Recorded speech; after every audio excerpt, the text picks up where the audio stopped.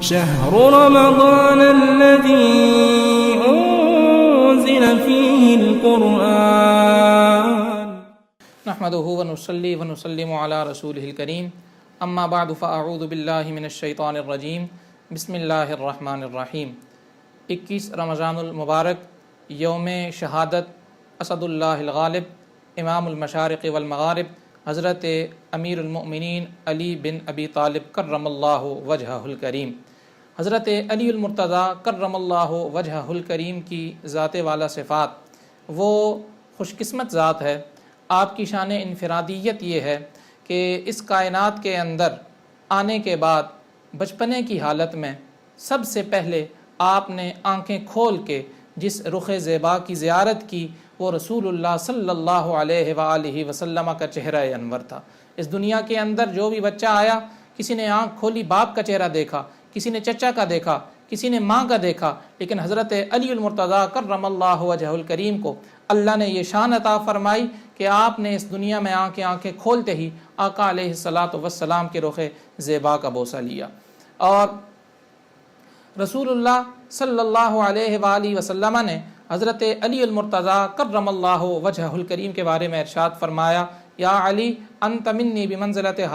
موسیٰ و ہارون،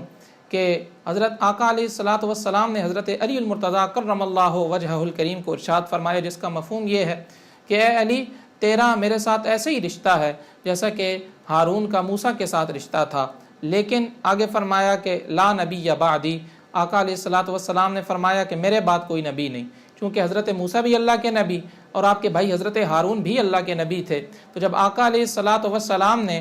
حضرت علی المرتضیٰ کا تعلق اپنے ساتھ ایسا قرار دیا جیسا حضرت ہارون کا تعلق حضرت موسیٰ کے ساتھ تھا، تو اشتباہ پڑ سکتا تھا کہ آقا علیہ الصلاۃ والسلام کے بعد بھی کوئی نبی ہو، لیکن آقا علیہ الصلاۃ والسلام نے صراحت فرما دی کہ میرے بعد کوئی اور نبی نہیں۔ حضرت علی المرتضیٰ کرم اللہ وجہ الکریم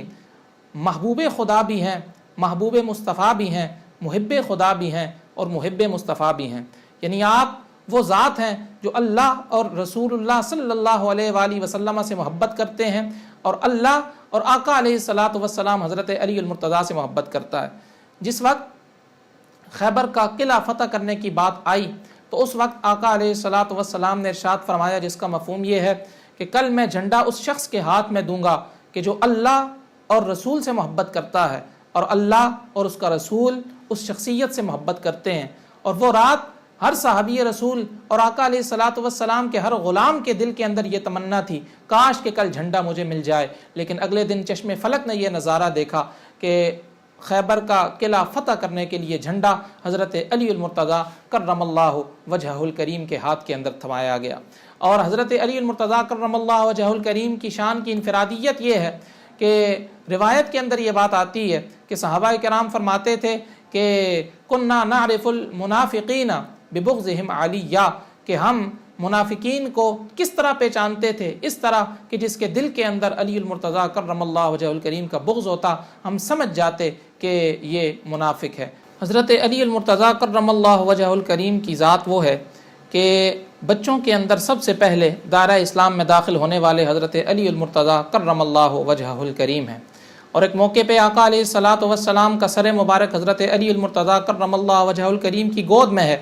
اور عصر کی نماز کا وقت جا رہا ہے، تو حضرت علی المرتضیٰ کرم اللہ وجہ الکریم کی نگاہوں سے آنسو جاری ہو گئے، آنکھوں سے آنسو جاری ہو گئے۔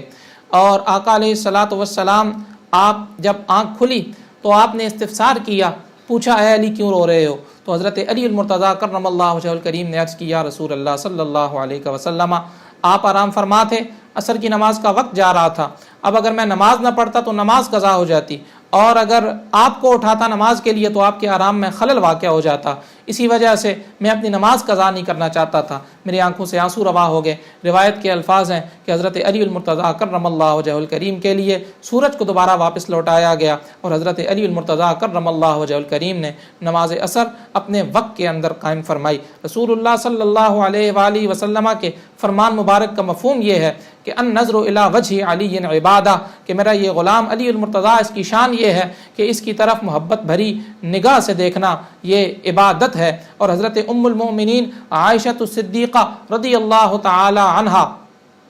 آپ سے مروی ہے، آپ فرماتی ہیں کہ میں نے اپنے بابا جان سے پوچھا کہ میرے بابا جان کان یکسر النظر الی وجہ علی، کہ میرے بابا جان حضرت علی المرتضیٰ کرم اللہ وجہہ الکریم کے چہرے کی طرف کثرت سے دیکھا کرتے تھے، زیادہ دیکھا کرتے تھے۔ میں نے استفسار کیا، پوچھا تو میرے بابا جان حضرت ابوبکر صدیق رضی اللہ تعالی عنہ آپ نے ارشاد فرمایا کہ میں نے رسول اللہ صلی اللہ علیہ وآلہ وسلم سے سنا، میرے آقا نے فرمایا کہ علی کے چہرے کو دیکھنا عبادت ہے، اس لیے میں کثرت سے علی المرتضیٰ کے چہرے کی طرف دیکھتا ہوں۔ حضرت علی المرتضیٰ کرم اللہ وجہہ الکریم کی ایک شان انفرادیت یہ بھی ہے کہ رسول اللہ صلی اللہ علیہ وآلہ وسلم کا فرمان مبارک من کنت مولاہ فہذا علی مولا، کہ جس کا میں مولا ہوں علی بھی اس کا مولا ہے۔ رسول اللہ صلی اللہ علیہ وآلہ وسلم کی بارگاہ سے ملنے والا ایک اعزاز حضرت علی المرتضیٰ کرم اللہ وجہہ الکریم کے لیے یہ بھی ہے۔ حضرت آقا علیہ الصلوۃ والسلام نے ارشاد فرمایا انا مدینۃ العلم وعلی بابھا،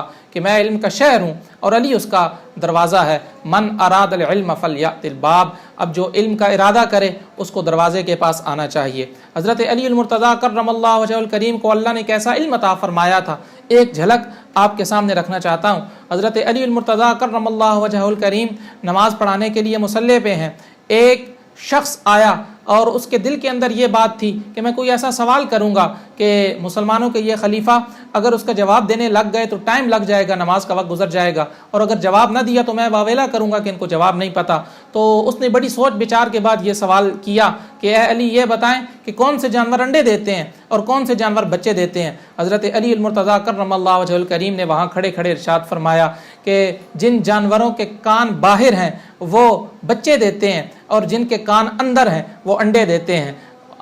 وہ شخص حضرت علی المرتضیٰ کرم اللہ وجہہ الکریم کا یہ جواب سن کر حیران ہو گیا۔ حضرت علی المرتضیٰ کرم اللہ وجہہ الکریم کی ذات بلا شبہ ایسی ذات ہے کہ جن کی سچی محبت دنیا و آخرت میں باعث نجات ہے۔ اللہ تعالی حضرت علی المرتضیٰ کرم اللہ وجہہ الکریم کی ذات سے سچی محبت اور سچی نسبت اور غلامی کا سچا رشتہ قائم رکھنے کی توفیق عطا فرمائے۔ وآخر دعوایا ان الحمد للہ رب العالمین۔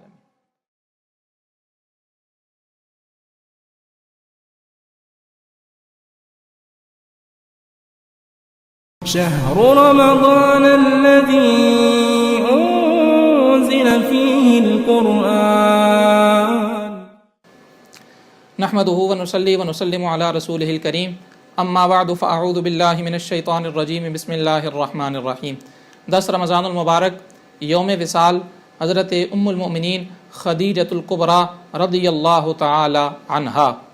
حضرت خدیجۃ الکبریٰ رضی اللہ تعالی عنہا ان خوش نصیب عورتوں میں سے ہیں جن کو اللہ تعالیٰ نے آقا علیہ الصلاۃ والسلام کی زوجیت کے شرف سے مشرف فرمایا، اور حضرت ام المؤمنین خدیجۃ الکبریٰ رضی اللہ تعالی عنہا عام الفیل سے 15 سال پہلے آپ کی ولادت ہوئی۔ 40 سال کی عمر کے اندر آپ نے آقا علیہ الصلاۃ والسلام سے نکاح کا پیغام بھیجا۔ 40 سال کی عمر کے اندر آقا علیہ الصلاۃ والسلام سے آپ کا نکاح ہوا۔ آقا علیہ الصلاۃ والسلام کی ساری اولاد سوائے حضرت ابراہیم جو آقا علیہ الصلاۃ والسلام کے بیٹے تھے، ان کے علاوہ آقا علیہ الصلاۃ والسلام کی ساری اولاد حضرت ام المؤمنین خدیجۃ الکبریٰ رضی اللہ تعالی عنہا کے بطن مبارک سے ہوئی۔ رسول اللہ صلی اللہ علیہ وآلہ وسلم کے پاس ایک بار حضرت جبریل امی تشریف لاتے ہیں اور عرض کرتے ہیں کہ آپ کے پاس خدیجۃ الکبریٰ تشریف لا رہی ہیں اور ان کے ہاتھ میں برتن ہے جس میں کھانا اور پانی ہے۔ جب وہ آپ کے پاس تشریف لائیں تو ان کو رب کی طرف سے سلام کہیے اور یہ خوشخبری سنائیے کہ جنت کے اندر اللہ نے موتیوں کا ایک محل ان کے لیے تیار کر رکھا ہے کہ جس کے اندر کسی قسم کا کوئی شور و غل نہ ہوگا۔ روایت کے اندر یہ الفاظ آتے ہیں جس کا مفہوم یہ ہے کہ رسول اللہ صلی اللہ علیہ وآلہ وسلم حضرت ام المؤمنین خدیجۃ الکبریٰ رضی اللہ تعالی عنہا کے وصال کے بعد اگر بکری ذبح فرماتے تو ان کا گوشت حضرت خدیجۃ الکبریٰ رضی اللہ تعالی عنہا کی سہیلیوں کی طرف بھیجا کرتے تھے اور اتنی مقدار میں بھیجتے کہ وہ ان کے لیے کفایت کر جاتا۔ حضرت ام المؤمنین عائشہ الصدیقہ رضی اللہ تعالی عنہا آپ ارشاد فرماتی ہیں کہ رسول اللہ صلی اللہ علیہ وآلہ وسلم حضرت خدیجہ رضی اللہ تعالی عنہا کے وصال کے بعد بھی آپ کو یاد فرمایا کرتے تھے۔ آپ فرماتی ہیں کہ مجھے خدیجہ الکبریٰ رضی اللہ تعالی عنہا پہ رشک آتا اور کبھی کبھار حضرت عائشہ الصدیقہ رضی اللہ تعالی عنہا آپ آقا علیہ الصلاۃ والسلام سے عرض کرتی۔ ایک روایت کا مفہوم یہ ہے کہ حضرت خدیجہ الکبریٰ رضی اللہ تعالی عنہا کا وصال کے بعد آقا علیہ الصلاۃ والسلام کی زبان مبارک سے آپ کا تذکرہ سن کے ام المؤمنین عائشہ صدیقہ رضی اللہ تعالی عنہا نے آقا علیہ الصلاۃ والسلام سے عرض کیا کہ آپ ان کو کثرت سے یاد کرتے ہیں، حالانکہ اللہ نے آپ کو ان سے بہتر ازواج عطا فرمائی ہیں۔ تو آقا علیہ الصلاۃ والسلام نے ارشاد فرمایا، جس کا مفہوم یہ ہے کہ جس وقت لوگ مجھے جھٹلا رہے تھے اس وقت وہ مجھ پہ ایمان لے کر آئیں اور انہوں نے اپنا مال دین اسلام کی خاطر خرچ کر دیا۔ حضرت ام المؤمنین خدیجہ الکبریٰ رضی اللہ تعالی عنہ کی سخاوت کا عالم یہ ہے کہ ایک بار قحط کے دور میں حضرت حلیمہ سعدیہ رضی اللہ تعالی عنہ حضرت خدیجہ الکبریٰ رضی اللہ تعالی عنہ کے پاس تشریف لائیں تو ام المؤمنین خدیجہ الکبریٰ رضی اللہ تعالی عنہ نے 40 بکریاں اور 1 اونٹ بطور ہدیہ بطور تحفہ آپ کو پیش فرما دیا۔ رسول اللہ صلی اللہ علیہ وآلہ وسلم آپ نے جس سال حضرت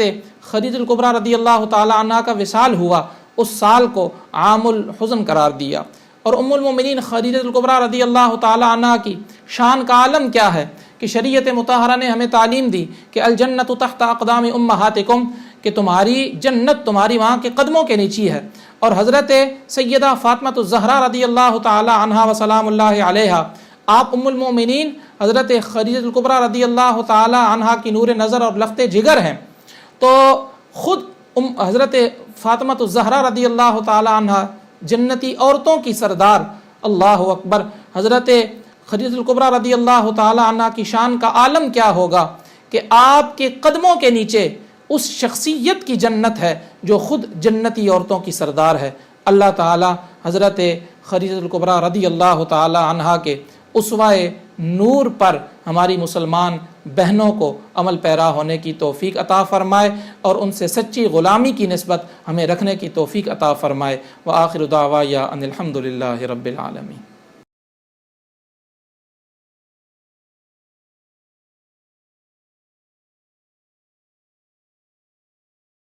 شهر رمضان الذي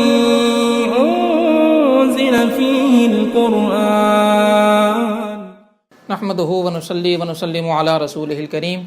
اما بعد فاعوذ باللہ من الشیطان الرجیم بسم اللہ الرحمن الرحیم۔ 17 رمضان المبارک یوم وصال ام المؤمنین حضرت سیدہ عائشہ الصدیقہ رضی اللہ تعالی عنہا۔ حضرت ام المؤمنین عائشہ الصدیقہ رضی اللہ تعالی عنہا آقا علیہ الصلاۃ والسلام کے پیارے غلام، پیارے صحابی، امیر المؤمنین، خلیفہ بلا فصل حضرت ابو بکر صدیق رضی اللہ تعالی عنہ کی صاحبزادی ہیں اور ان خوش نصیب عورتوں میں سے ہیں کہ جن کو اللہ تعالیٰ نے آقا علیہ الصلاۃ والسلام کی زوجیت کے لیے منتخب فرمایا۔ حضرت ام المؤمنین عائشہ الصدیقہ رضی اللہ تعالی عنہا ازواج مطہرات میں سے سب سے کم سن تھیں اور حضرت عائشہ الصدیقہ رضی اللہ تعالی عنہا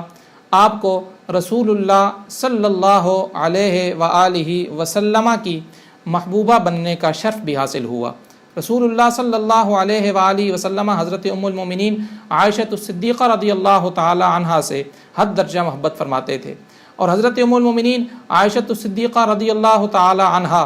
آپ وہ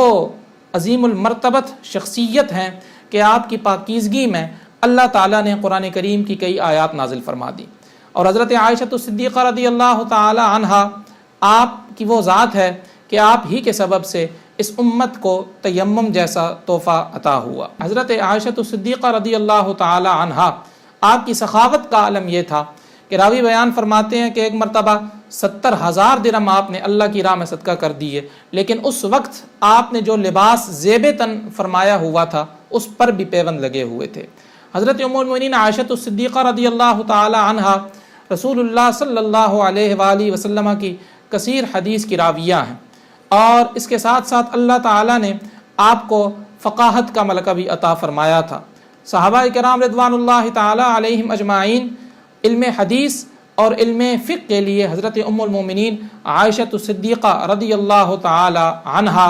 آپ کی طرف رجوع فرمایا کرتے تھے۔ ام المؤمنین عائشہ الصدیقہ رضی اللہ تعالی عنہا رسول اللہ صلی اللہ علیہ وآلہ وسلم سے آپ کی محبت کا انداز یہ تھا کہ رسول اللہ صلی اللہ علیہ وآلہ وسلم آپ ارشاد فرماتے ہیں کہ مفہوم یہ ہے کہ اے عائشہ، جب تم کچھ غصے کی کیفیت میں ہو تو تمہارا خوشگوار موڈ ہو تب بھی مجھے معلوم ہوتا ہے، اور جب خوشگوار موڈ نہ ہو تب بھی مجھے معلوم ہوتا ہے۔ تو حضرت عائشہ صدیقہ رضی اللہ تعالی عنہ نے عرض کی، یا رسول اللہ صلی اللہ علیہ وسلم، آپ کو کیسے معلوم ہوتا ہے؟ تو رسول اللہ صلی اللہ علیہ وآلہ وسلم آپ نے ارشاد فرمایا کہ اے عائشہ، جب تم خوشگوار موڈ میں ہوتی ہو تو تم کہتی ہو لا ورب محمدن، کہ جب بھی کوئی بات ہو جس پہ قسم اٹھاؤ تم کہتی ہو کہ مجھے محمد کے رب کی قسم، اور جب تمہارا موڈ کچھ خوشگوار نہ ہو تو اس وقت تم کہتی ہو لا ورب ابراہیم، کہ مجھے ابراہیم کے، حضرت ابراہیم علیہ السلام کے رب کی قسم۔ اللہ اکبر، یہ خوش طبی تھی۔ تو حضرت ام المؤمنین عائشہ الصدیقہ رضی اللہ تعالی عنہا نے ارشاد فرمایا، مفہوم یہ ہے، عرض کیا یا رسول اللہ صلی اللہ علیہ وسلم، میں تو صرف آپ کا نام ہی چھوڑتی ہوں، یعنی مفہوم یہ تھا کہ اگر میں آپ کا نام نہیں لیتی لیکن اس کے باوجود میرے دل کے اندر آپ کی محبت جو ہے وہ جاگزی ہے۔ رسول اللہ صلی اللہ علیہ وآلہ وسلم حجرہ مبارک کے دروازے پہ کھڑے ہیں، اور آپ صلی اللہ علیہ وآلہ وسلم کی مسجد کے اندر دو حبشی تلواروں کے ساتھ تلواروں سے لیس ایک دوسرے سے مقابلہ کر رہے تھے۔ حضرت عائشہ الصدیقہ رضی اللہ تعالیٰ عنہ ارشاد فرماتی ہیں کہ میں پردے میں آقا علیہ الصلوۃ والسلام کے پیچھے کھڑی ہو گئی، اور وہ جو آپس میں ایک مقابلہ کر رہے تھے اس کو میں نے دیکھنا شروع کر دیا، اور کافی دیر تک، جب تک میں دیکھتی رہی، آقا علیہ الصلوۃ والسلام میرے آگے پردہ کر کے کھڑے رہے، اور جب میرا خود اپنا جی بھرا میں واپس گئی تو آقا علیہ الصلوۃ والسلام بھی تشریف لے آئے، اور ساتھ فرماتی ہیں کہ میری عمر اس وقت چھوٹی تھی، اب تم خود اندازہ لگا لو کتنی دیر ایک چھوٹی عمر والی کھیل کو دیکھنا پسند فرماتی ہے۔ رسول اللہ صلی اللہ علیہ وآلہ وسلم کی پیاری زوجہ مطہرہ حضرت ام المومنین عائشہ الصدیقہ رضی اللہ تعالی عنہا آپ کا اسوہ بلا شبہ مسلمان بہنوں، ماؤں کے لیے اور امت مسلمہ کی ہر عورت کے لیے مشعل راہ ہے۔ اللہ تعالی حضرت ام المومنین عائشہ الصدیقہ رضی اللہ تعالی عنہا سے غلامی کی سچی نسبت رکھنے کی توفیق عطا فرمائے۔ وآخر دعوایا ان الحمدللہ رب العالمین۔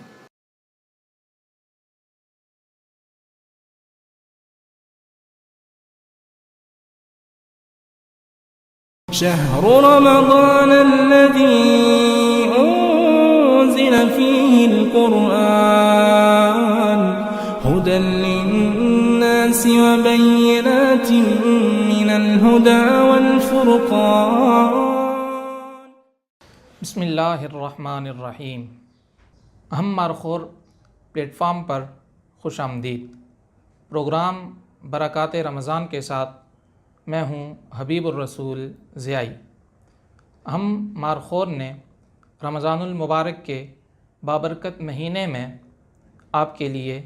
ایسا پروگرام ترتیب دیا ہے کہ جس میں مختصر وقت میں آپ جان سکیں گے کچھ ایسی قیمتی باتیں کہ جو مسلمان ہونے کی حیثیت سے ہمیں معلوم ہونی چاہیے۔ شهر رمضان الذي أنزل فيه القرآن۔ بسم اللہ الرحمن الرحیم۔ کتب احادیث کے اندر استقبال رمضان کے حوالے سے ہمیں ایک روایت نظر آتی ہے۔ آئیے آج ہم اس روایت سے روشنی حاصل کرنے کی کوشش کرتے ہیں۔ حضرت سلمان فارسی رضی اللہ تعالی عنہ اس روایت کے راوی ہیں۔ سماعت فرمائیے۔ عن سیدنا سلمان الفارسی رضی اللہ تعالی عنہ قال، حضرت سیدنا سلمان فارسی رضی اللہ تعالی عنہ سے روایت ہے، خطبنا رسول اللہ صلی اللہ علیہ وآلہ وسلم فی آخر یوم من شعبان۔ حضرت سلمان فارسی رضی اللہ تعالی عنہ فرماتے ہیں کہ رسول اللہ صلی اللہ علیہ وآلہ وسلم نے ماہ شعبان کے آخری دن ہمیں خطبہ ارشاد فرمایا۔ فقال، رسول اللہ صلی اللہ علیہ وآلہ وسلم نے ارشاد فرمایا، ایھا الناس، اے لوگو، قد اظلکم شہر عظیم، تحقیق ایک عظمتوں والا مہینہ تم پہ جلوہ فگن ہو چکا ہے۔ شہر مبارکن، یہ برکت والا مہینہ ہے۔ شہر فیہ لیلۃ خیر من الف شہر، یہ ایسا مہینہ ہے کہ جس کے اندر ایک ایسی عظمتوں برکتوں والی رات ہے جو 1000 مہینے سے بہتر ہے۔ اور ظاہر سی بات ہے کہ یہ رات لیلۃ القدر ہے۔ جعل اللہ صیامہ فریضۃ وقیام لیلہ تطوعا، اللہ تعالیٰ نے اس مہینے کے روزوں کو فرض قرار دیا ہے اور رات کی نماز کو تطوع قرار دیا ہے۔ علماء کرام بیان فرماتے ہیں کہ یہاں رات کی نماز سے مراد نماز تراویح ہے، جو کہ مسلمان رمضان المبارک کے مہینے میں قائم کرتے ہیں۔ ومن تقرب فیہ بخصلۃ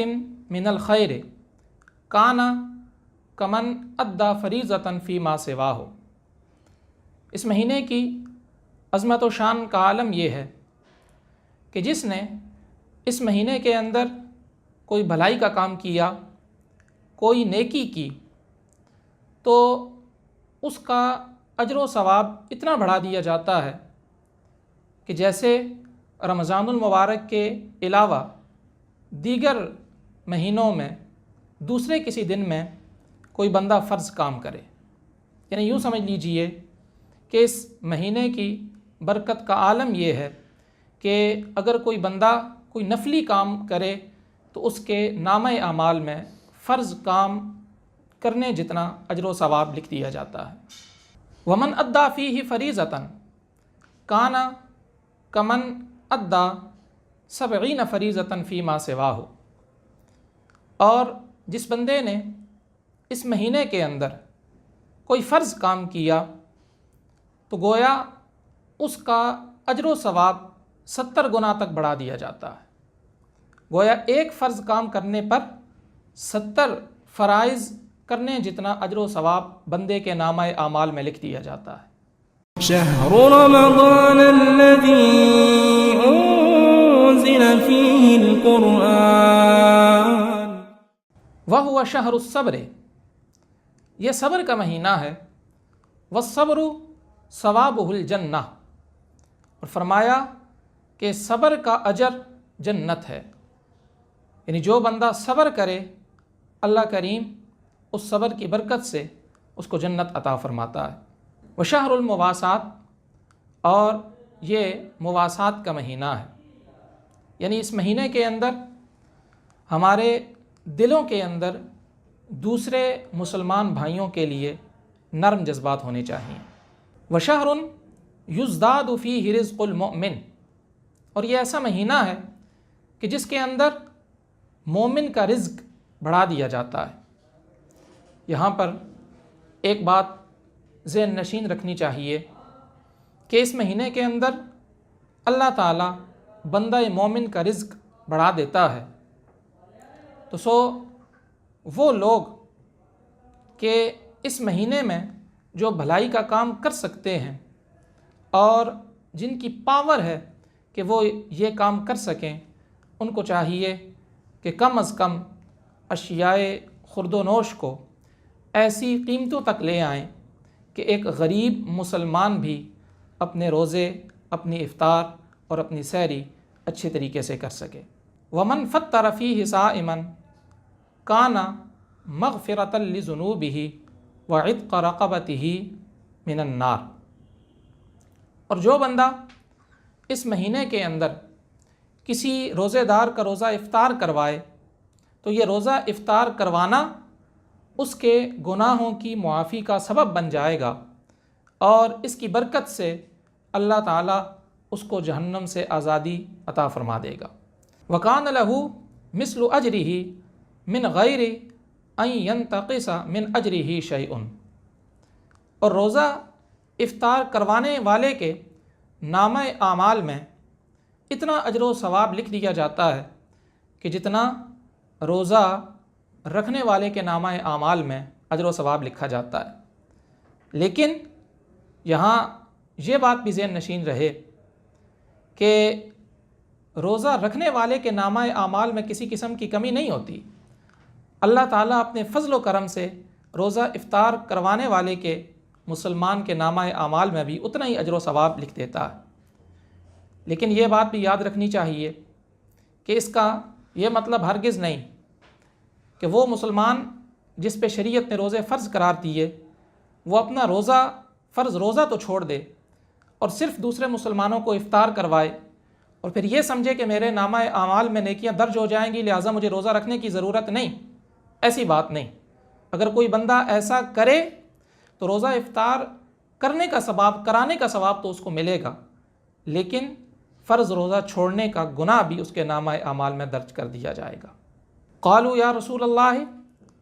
صحابہ کرام نے عرض کیا یا رسول اللہ صلی اللہ علیہ وسلم لیس کلنا یجد ما یفطر الصائم،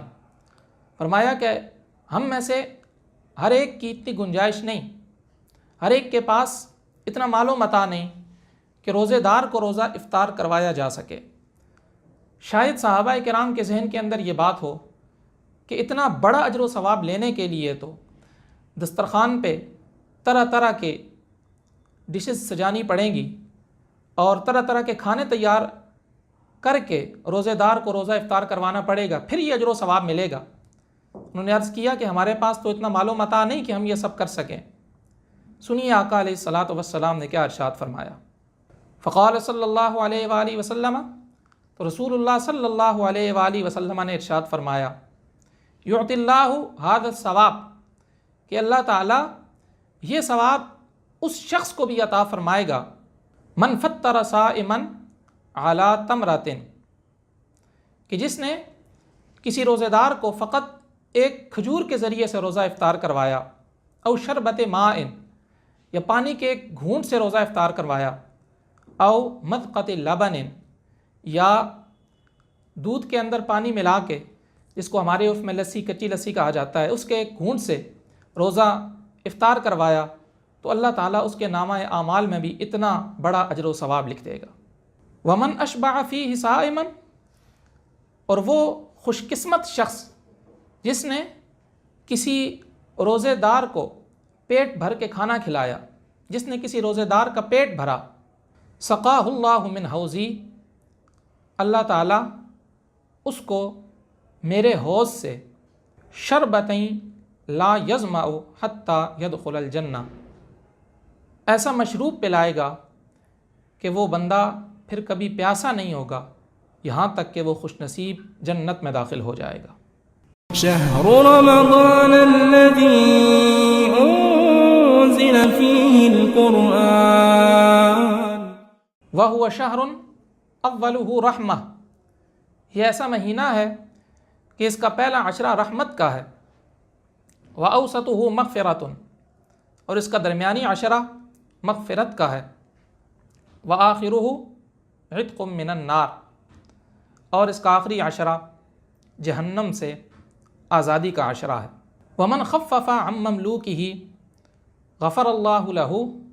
واعتقہ من النار، رسول اللہ صلی اللہ علیہ وآلہ وسلم نے ارشاد فرمایا کہ اس مہینے کے اندر جو بندہ اپنے مملوک، اپنے غلام سے کم کام لیتا ہے تو اللہ تعالیٰ اس کی بخشش و مغفرت بھی فرما دیتا ہے اور جہنم سے اس کو آزادی بھی عطا فرما دیتا ہے۔ یہاں آج کے دور میں اگر کوئی بندہ یہ اجر و ثواب لینا چاہے تو اللہ کی رحمت پر کامل بھروسہ کر کے اتنا کر سکتے ہیں کہ جو بندہ کسی سٹور کا مالک ہے، اس کے آگے ورکرز بہت سے کام کرنے والے ہیں، یا جو بندہ جس کو اللہ نے ایسا عہدہ دیا کہ اس کے آگے لیبر ہے، تو رمضان المبارک کے مہینے میں اپنی لیبر سے وہ کچھ کم کام لے لے۔ اگر عام دنوں میں 6 گھنٹے تو رمضان میں 4 گھنٹے کر دیے جائیں، اگر عام دنوں میں 8 گھنٹے ہے تو رمضان میں 2 گھنٹے کم کر دیے جائیں، اللہ کی رحمت سے یہ امید رکھتے ہوئے کہ اس مہینے کے اندر چونکہ میرے آگے جو ورکرز ہیں میں نے ان سے کم کام لیا، اللہ تعالیٰ مجھے اس کا اجر و ثواب عطا فرمائے گا، تو اللہ کی رحمت سے قوی امید ہے کہ اللہ تعالیٰ ایسے خوش نصیب شخص کے گناہ بھی معاف فرمائے گا اور اس روایت کی روشنی میں اس کو جہنم سے آزادی بھی عطا فرمائے گا۔ آقا علیہ الصلاۃ والسلام نے ارشاد فرمایا وَاسْتَكْثِرُوا فِيهِ مِنْ 4 خِصَالٍ، کہ 4 خصلتیں ایسی ہیں کہ کثرت سے تم اس کو اس مہینے کے اندر اختیار کرو۔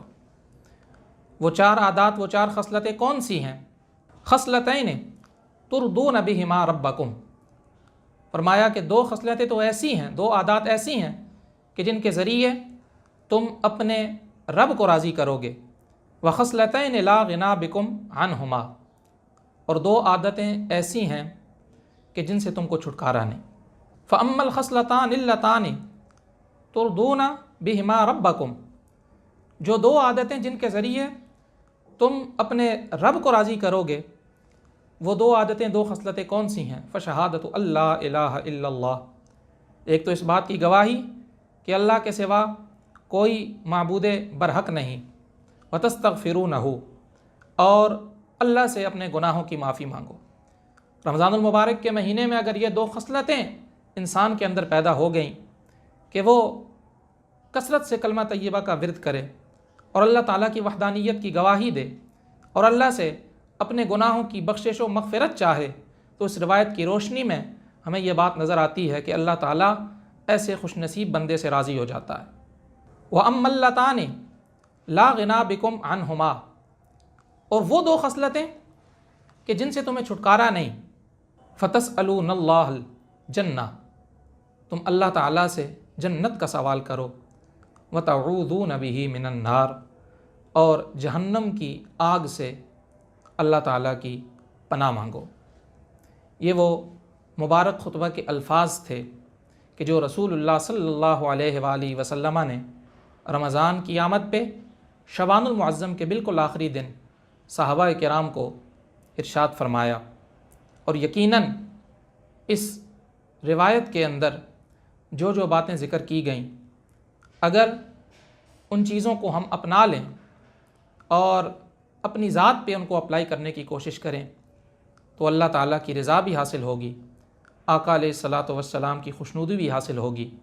اور ان کی برکات سے اللہ تعالیٰ ہم گناہ کاروں کو جہنم سے آزادی اور جنت جیسا ٹھکانہ عطا فرمائے گا۔ وآخر دعوایا ان الحمد للہ رب العالمین۔ شهر رمضان الذي أنزل فيه القرآن نحمده ونصلي ونسلم على رسوله الكريم، اما بعد فاعوذ باللہ من الشیطان الرجیم، بسم اللہ الرحمن الرحیم۔ نمازوں کی قضاء کے حوالے سے آج گفتگو کی جائے گی۔ انسان کی نمازیں قضاء ہو گئیں اور نمازوں کی تعداد بھی زیادہ ہے، تو کس طریقے سے نمازیں ادا کی جائیں؟ سب سے پہلے یہ بات ذہن میں رکھیے کہ انسان اگر اس کی عمر 35 سال ہے تو سب سے پہلے یہ دیکھا جائے گا کہ بلوغت کے بعد کے اس کی عمر کے کتنے سال گزرے ہیں۔ فقہاء کرام نے مرد کی بلوغت کی عمر، آخری عمر، حد عمر جو ہے وہ 15 سال زیادہ سے زیادہ لکھی ہے۔ تو اگر ایک انسان کی عمر 35 سال ہے تو اگر وہ 15 سال نکال دیے جائیں تو پیچھے 20 سال رہتے ہیں۔ اب انسان غور و فکر کرے کہ کتنا عرصہ اس نے نمازیں نہیں پڑھی، خوب غور و فکر کرے، اور اس کے بعد جب اس کو یقین ہو جائے کہ میں نے 5 سال کی نمازیں نہیں پڑھی ہوں گی، میری 10 سال کی نمازیں رہتی ہیں، 15 سال کی نمازیں رہتی ہیں، یا اگر یقین نہیں ہو رہا، کسی طرف دل نہیں ٹھہر رہا، تو پھر قضا نمازیں پڑھنی شروع کر دے یہاں تک کہ اس کا دل مطمئن ہو جائے کہ اب میرے ذمہ کوئی نماز باقی نہیں۔ اب قضا نماز پڑھی کیسے جائے گی؟ اس کے لیے یہ بات ذہن میں رکھیں کہ جو مکروہ اوقات ہیں جن کے اندر فرض نماز پڑھنے کی ممانعت ہے، ان کے اندر قضا نماز نہیں پڑھی جا سکتی، اس کے علاوہ دیگر تمام اوقات میں قضا نماز قائم کی جا سکتی ہے۔ مثلاً فجر کی نماز کا وقت جب ختم ہوا، اس کے بعد سے لے کے جب طلوع آفتاب ہوتا ہے، طلوع آفتاب کے بعد تقریباً 20-25 منٹ کا جو ڈیوریشن ہے جس میں کسی قسم کے نوافل وغیرہ پڑھنا مکروہ ہے، اس وقت میں قضا نماز بھی نہیں قائم کی جا سکتی۔ اور دوسرا وہ وقت کہ جب ظہر کا وقت شروع ہوتا ہے، ظہر کا وقت شروع ہونے سے تقریباً 1 گھنٹہ پہلے، مثلاً اگر ظہر کی نماز کا وقت آج 12:30 بجے شروع ہو رہا ہے تو تقریباً 1 گھنٹہ پہلے تک 11:30 سے لے کر کے 12:30 تک، یعنی ضحوۃ الکبریٰ سے لے کے زوال تک کے درمیان کا جو ڈیوریشن ہے، جو ٹائم ہے، اس وقت میں بھی قضا نماز نہیں پڑھی جا سکتی، کوئی نوافل بھی نہیں پڑھے جا سکتے۔ اور تیسرا وقت کہ غروب آفتاب سے تقریباً 20-25 منٹ پہلے تک، اس وقت اس دوران بھی قضا نماز نہیں قائم کی جا سکتی۔ ان 3 اوقات کے علاوہ جتنے اوقات ہیں ان میں قضا نماز قائم کی جا سکتی ہے۔ لیکن ایک بات ذہن میں رکھیے، علماء کرام نے یہ بات بیان فرمائی کہ بندہ جب قضا نماز پڑھے تو قضا نماز لوگوں کے سامنے نہ پڑھی جائے بلکہ چھپ کے پڑھی جائے، الگ سے پڑھی جائے۔ اس کی وجہ یہ بیان کی گئی کہ نماز قضا کرنا ایک گناہ ہے۔ اب وہ قضا نماز اگر لوگوں کے سامنے پڑھے گا تو گویا وہ ایک گناہ، اپنے گناہ کا اظہار کر رہا ہے، اور اپنے گناہ کا لوگوں کے سامنے اظہار کرنے سے شریعت نے منع فرمایا ہے۔ اس لیے قضا نماز کے لیے یہ کوشش کی جائے کہ وہ بندہ الگ تھلگ اپنے گھر میں، اپنے کمرے میں کہیں بھی قضا نماز قائم کرے اور قضا نماز پڑھ لے۔ اب اس کا طریقہ یہ ہے کہ مثلاً اگر ایک بندے کی بہت ساری فجر کی نمازیں قضا ہوئیں، پھر ظہر کی، پھر عصر کی، پھر مغرب کی، پھر عشاء کی، اب اس طریقے سے بھی وہ نمازیں قضا کر سکتا ہے کہ پہلے ساری فجر کی کرے، پھر ظہر کی، پھر عصر کی، پھر مغرب کی، پھر عشاء کی۔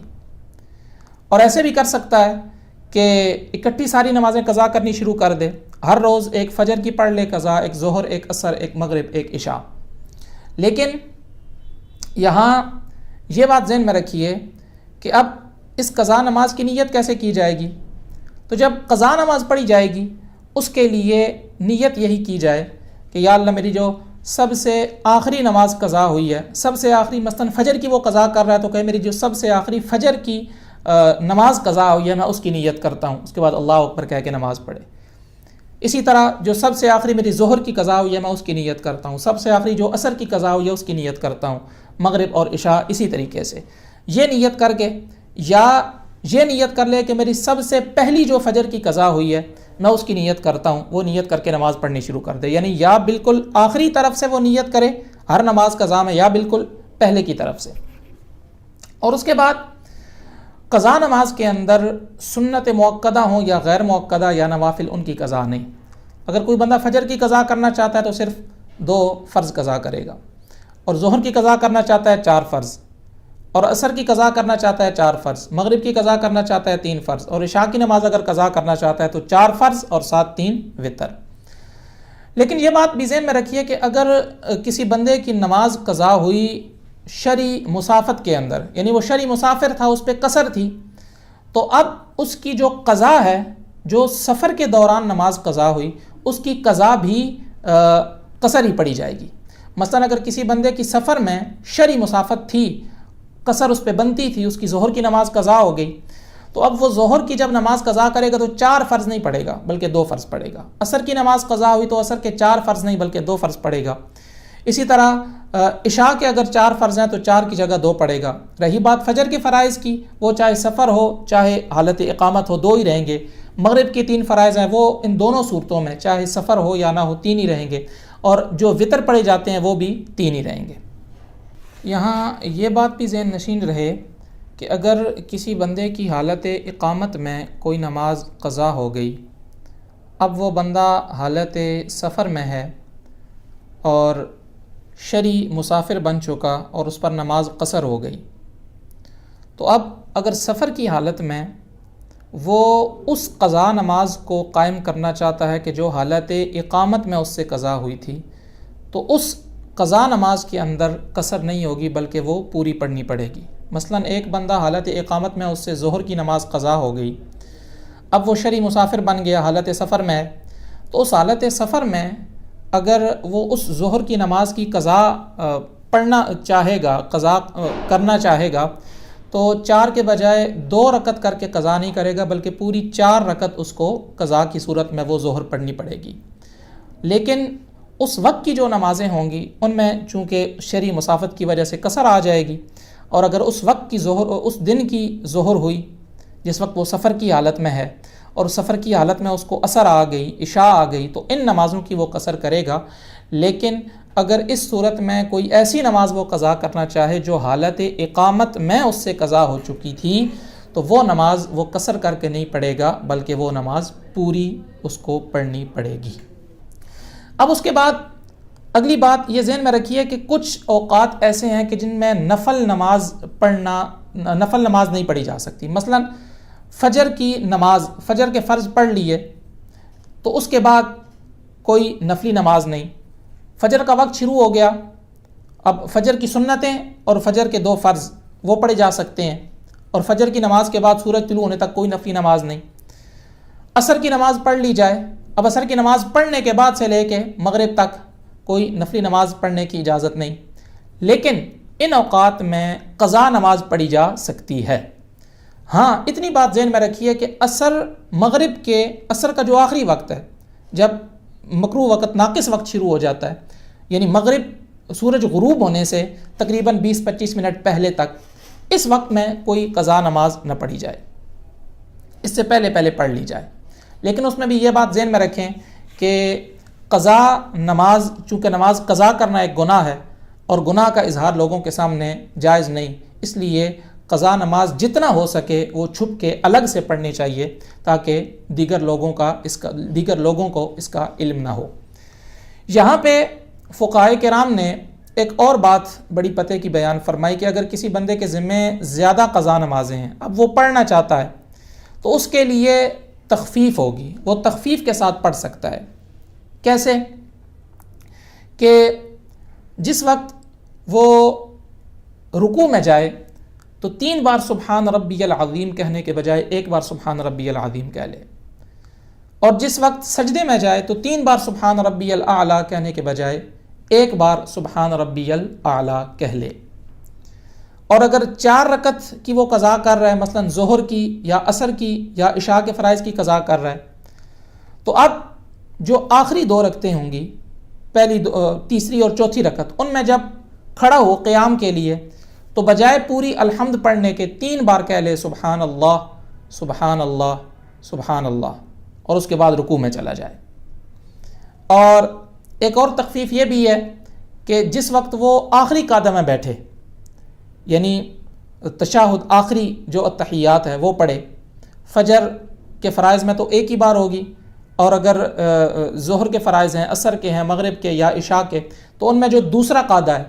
اس میں بیٹھے تو التحیات پوری پڑھ کے عبدہ و رسولہ تک، اس کے بعد درود شریف اور پوری دعا پڑھنے کے بجائے صرف اتنا پڑھ لے اللہم صلی علی سیدنا محمد و آلہ، اتنا پڑھ کے وہ سلام پھیر دے دونوں طرف۔ اور ایک تخفیف یہ بھی ہے کہ جب وطر کی قضا کرے تو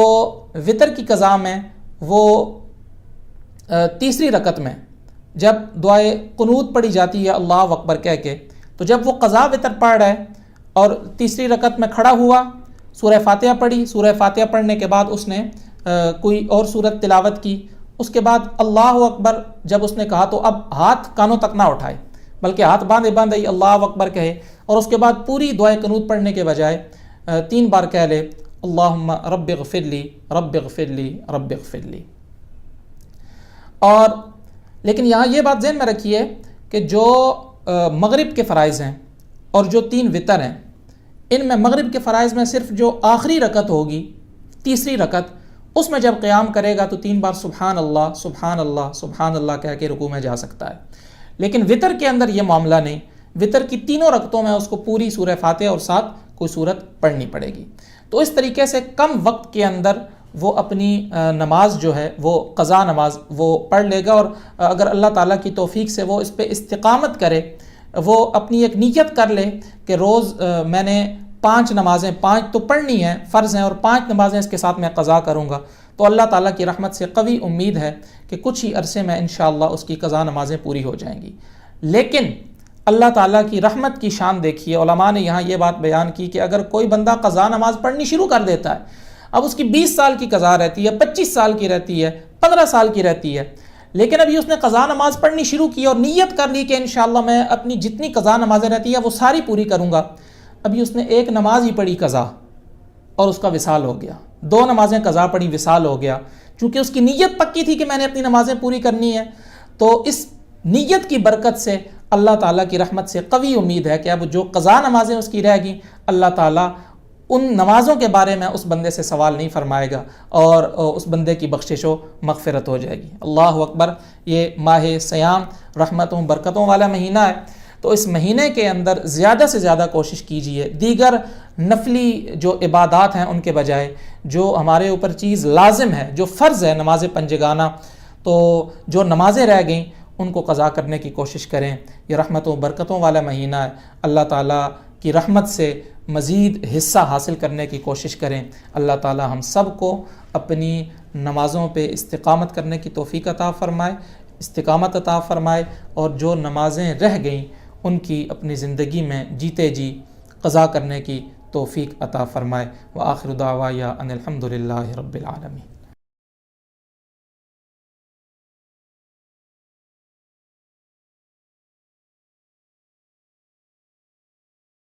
شهر رمضان الذي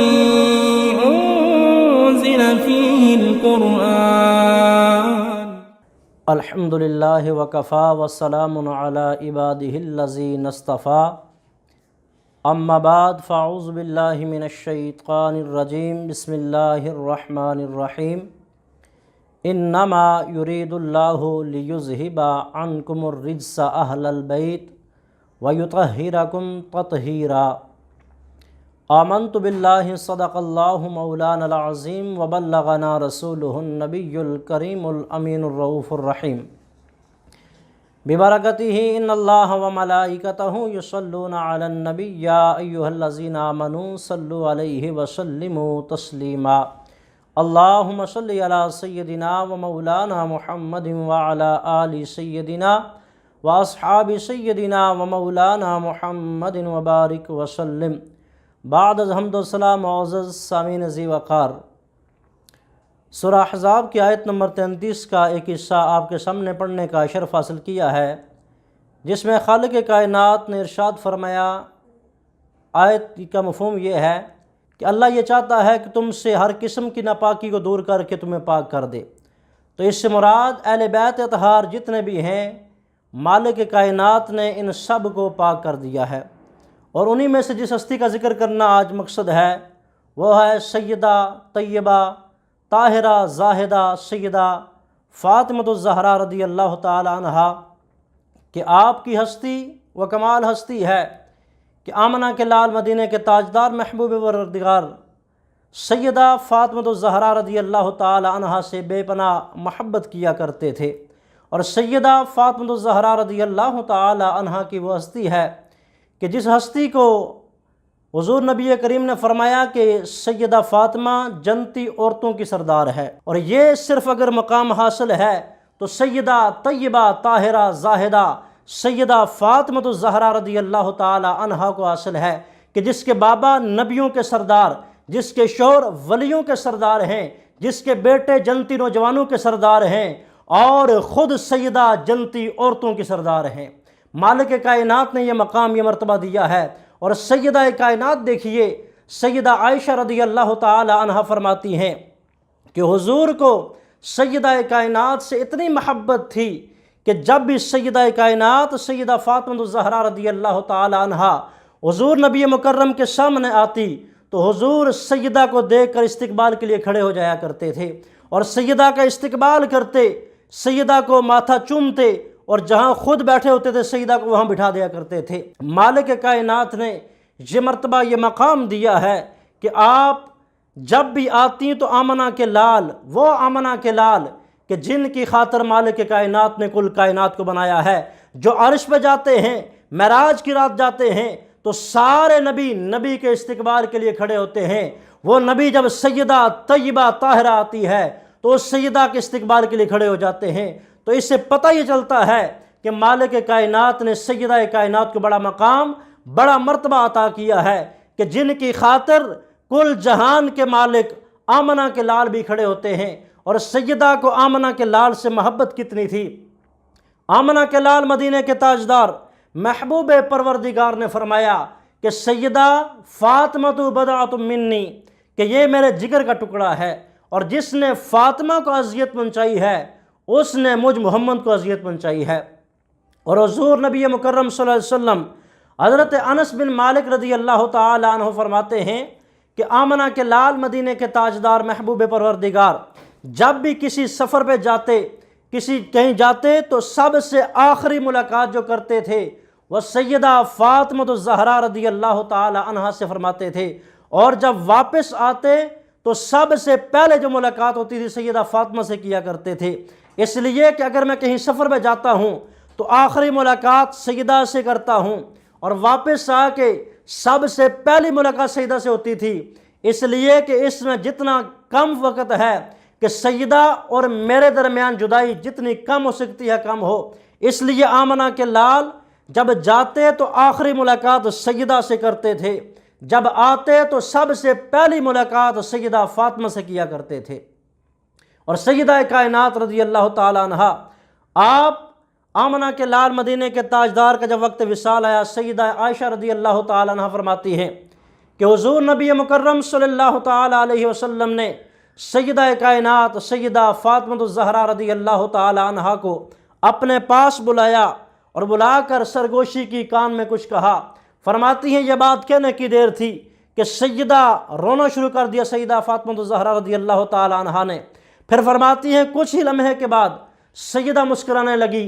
پوچھا گیا سیدہ وجہ کیا ہے؟ پہلے آپ روئی ہیں بعد میں مسکرائی ہیں؟ تو سیدہ کائنات سیدہ فاطمہ الزہرا رضی اللہ تعالی عنہ نے فرمایا، آپ نے فرمایا کہ پہلے روئی اس لیے تھی کہ آمنہ کے لال مدینے کے تاجدار میرے بابا نے فرمایا سیدہ اب میرا وقت وصال ہونے والا ہے، میں چند گھڑیوں کا مہمان ہوں۔ فرماتی ہے یہ بات سننے کے بعد میری آنکھوں میں آنسو جاری ہو گئے، لیکن مسکرانے کی وجہ یہ تھی کہ ساتھ ہی آمنہ کے لال نے فرمایا سیدہ پریشان نہ ہونا، تیرے اور میرے درمیان جدائی کم ہوگی، آگے آگے میں جاؤں گا، پیچھے پیچھے تو آنے والی ہے۔ روایات میں آتا ہے کہ آمنہ کے لال کے وصال کے بعد تقریباً 6 مہینے کے بعد سیدہ بڑی پریشان ہیں، آمنہ کے لال کا غم ہر وقت آپ کے دل میں رہتا ہے، آپ پریشان تھی۔ فرماتی ہیں رات کو خواب آئی، خواب میں دیکھتی کیا ہیں کہ آمنہ کے لال سرانے کھڑے ہیں۔ حضور نبی مکرم صلی اللہ تعالی علیہ وسلم نے فرمایا سیدہ اب تیرا اور میری ملاقات کا وقت آ گیا ہے۔ سیدہ کائنات فرماتی ہیں کہ حضور نبی مکرم صلی اللہ تعالی علیہ وسلم نے جب یہ خواب میں فرمایا تو فرماتی ہے مجھے یقین ہو گیا کہ آمنہ کے لال نے جو فرمایا ہے یہ کر رہنا ہے۔ فرماتی ہیں صبح اٹھے مولا کائنات شیر خدا حیدر کرار، آپ فرماتے ہیں کہ صبح جب اٹھے دیکھتے کیا ہیں، واپس آئے جب گھر میں مسجد سے دیکھتے کیا ہیں کہ سیدہ کائنات جلدی سے آٹا گوندھ رہی ہیں، روٹیاں بنا رہی ہیں، کبھی بچوں کے کپڑے دھو رہی ہیں، بچوں کی صفائی کر رہی ہیں، نہلا رہی ہیں۔ پوچھا وجہ کیا ہے؟ سیدہ آج اتنا جلدی یہ کام کرنے کی وجہ کیا ہے؟ فرماتے ہیں کہ سیدہ کائنات نے فرمایا آج رات خواب کو میرے بابا آئے تھے اور بابا نے فرمایا سیدہ اب تیری اور میری ملاقات کا وقت آ گیا ہے۔ اور مولا کائنات شیر خدا حیدر کرار سے فرمانے لگی اے مولا کائنات میری چند وصیتیں یاد رکھنا، میرا اور آپ کے درمیان جدائی ہونے والی ہے، میں آپ سے رخصت ہونے والی ہوں، لیکن چند وصیتیں یاد رکھنا میری، خدا کے لیے مجھے معاف کر دینا۔ حالانکہ دیکھیے سیدہ کائنات سیدہ طیبہ طاہرہ رضی اللہ تعالی عنہا آمنہ کے لال مدینے کے تاجدار کی بیٹی ہیں، لیکن اس کے باوجود فاقوں کے اندر وقت گزارا ہے، کبھی نبی کریم صلی اللہ علیہ وسلم کی بارگاہ میں جا کے مولا کائنات کی شکایت نہیں کی،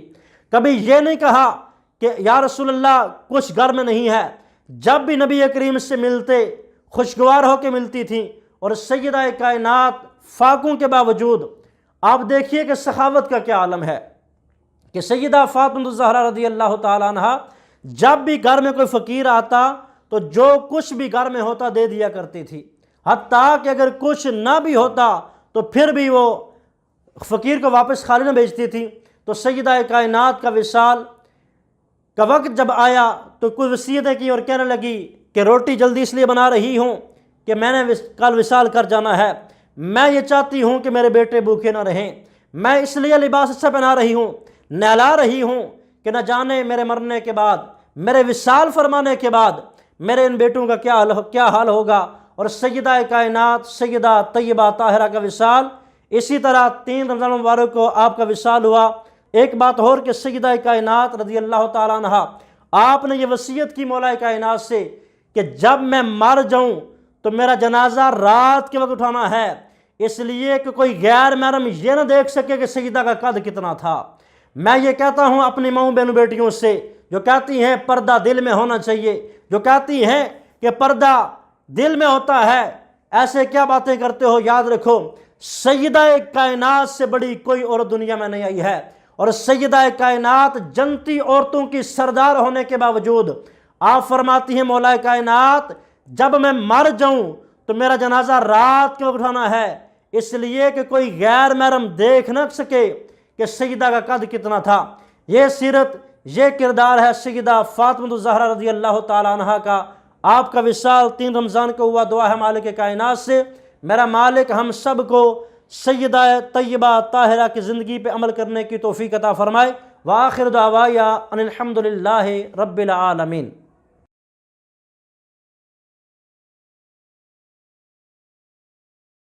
شهر رمضان الذي أنزل فيه القرآن بسم اللہ الرحمن الرحیم۔ الحمدللہ رب العالمین والعاقبۃ للمتقین، الصلاۃ والسلام علی سید الانبیاء والمرسلین۔ ان اللہ وملائکتہ یصلون علی النبی یا ایھا الذین آمنوا صلوا علیہ وسلموا تسلیما۔ اللہم صلی علی سیدنا و مولانا محمد وعلی آل سیدنا و مولانا محمد وبارک وسلم۔ بعد الحمد للہ معزز و محتشم سامعین ذی وقار، آج کا ہمارا موضوع سیدہ خدیجہ الکبریٰ رضی اللہ تعالی عنہا کا کردار اور آپ کی شان پر چند الفاظ بیان کرنے ہیں کہ سیدہ خدیجہ الکبریٰ رضی اللہ تعالی عنہا حضور نبی مکرم صلی اللہ تعالی علیہ وسلم کی پہلی زوجہ ہیں، اور آپ صلی اللہ علیہ وسلم کی پہلی زوجہ جن کی عمر تقریباً 40 سال تھی، اور آمنہ کے لال مدینے کے تاجدار محبوب پروردگار صلی اللہ تعالی علیہ وسلم کی عمر مبارک ابھی 25 سال تھی۔ اب یہاں سے ہمیں ایک تو یہ سبق ملتا ہے، ہمارے معاشرے کے اندر ایک عجیب معاملہ چل رہا ہے کہ اگر عمر زیادہ ہو لڑکی کی تو کہتے ہیں جی لڑکی بڑی ہے چھوڑ دو اسے شادی نہ کی جائے، عمر زیادہ ہے۔ تو آپ دیکھیے کہ آمنہ کے لال کا کردار دیکھیے، حضور کی سیرت دیکھیے کہ حضور نے پہلی شادی کی تو سیدہ خدیجہ الکبریٰ رضی اللہ تعالی عنہا سے فرمائی ہے۔ اس وقت حضور کی عمر 25 سال تھی اور سیدہ خدیجہ الکبریٰ کی عمر 40 سال تھی، تو حضور نے اس میں کوئی آر محسوس نہیں کی۔ تو ہمیں بھی چاہیے کہ اگر معاشرے کے اندر ہماری مائیں بہنیں ایسی بھی ہیں کہ جن کی عمریں زیادہ ہیں اور لوگ کہتے ہیں جی کہ عمر زیادہ ہے اس پہ شادی نہ کی جائے، تو میں یہ کہتا ہوں کہ اگر ان سے کوئی شادی کرتا ہے تو یہ بھی باعث ثواب ہے، اور حضور نبی مکرم صلی اللہ تعالی علیہ وسلم کی سنت ہے۔ اب دیکھنا یہ ہے کہ حضور نبی مکرم صلی اللہ علیہ وسلم نے سیدہ خدیجہ الکبریٰ رضی اللہ تعالی عنہا سے نکاح کیا۔ آپ جب ملک شام کے واپس آئے تو 2 مہینے 25 دن کے بعد سیدہ خدیجہ الکبریٰ رضی اللہ تعالی عنہا نے حضور نبی مکرم صلی اللہ تعالی علیہ وسلم کو پیغام نکاح بھیجا۔ حضور نبی مکرم نے قبول فرمایا، اور آمنہ کے لال کی شان یہ ہے کہ نبوت کا اعلان کرنے سے پہلے بھی مکہ کے لوگ آپ کو صادق اور امین کہتے تھے، اور سیدہ خدیجہ الکبریٰ رضی اللہ تعالی عنہا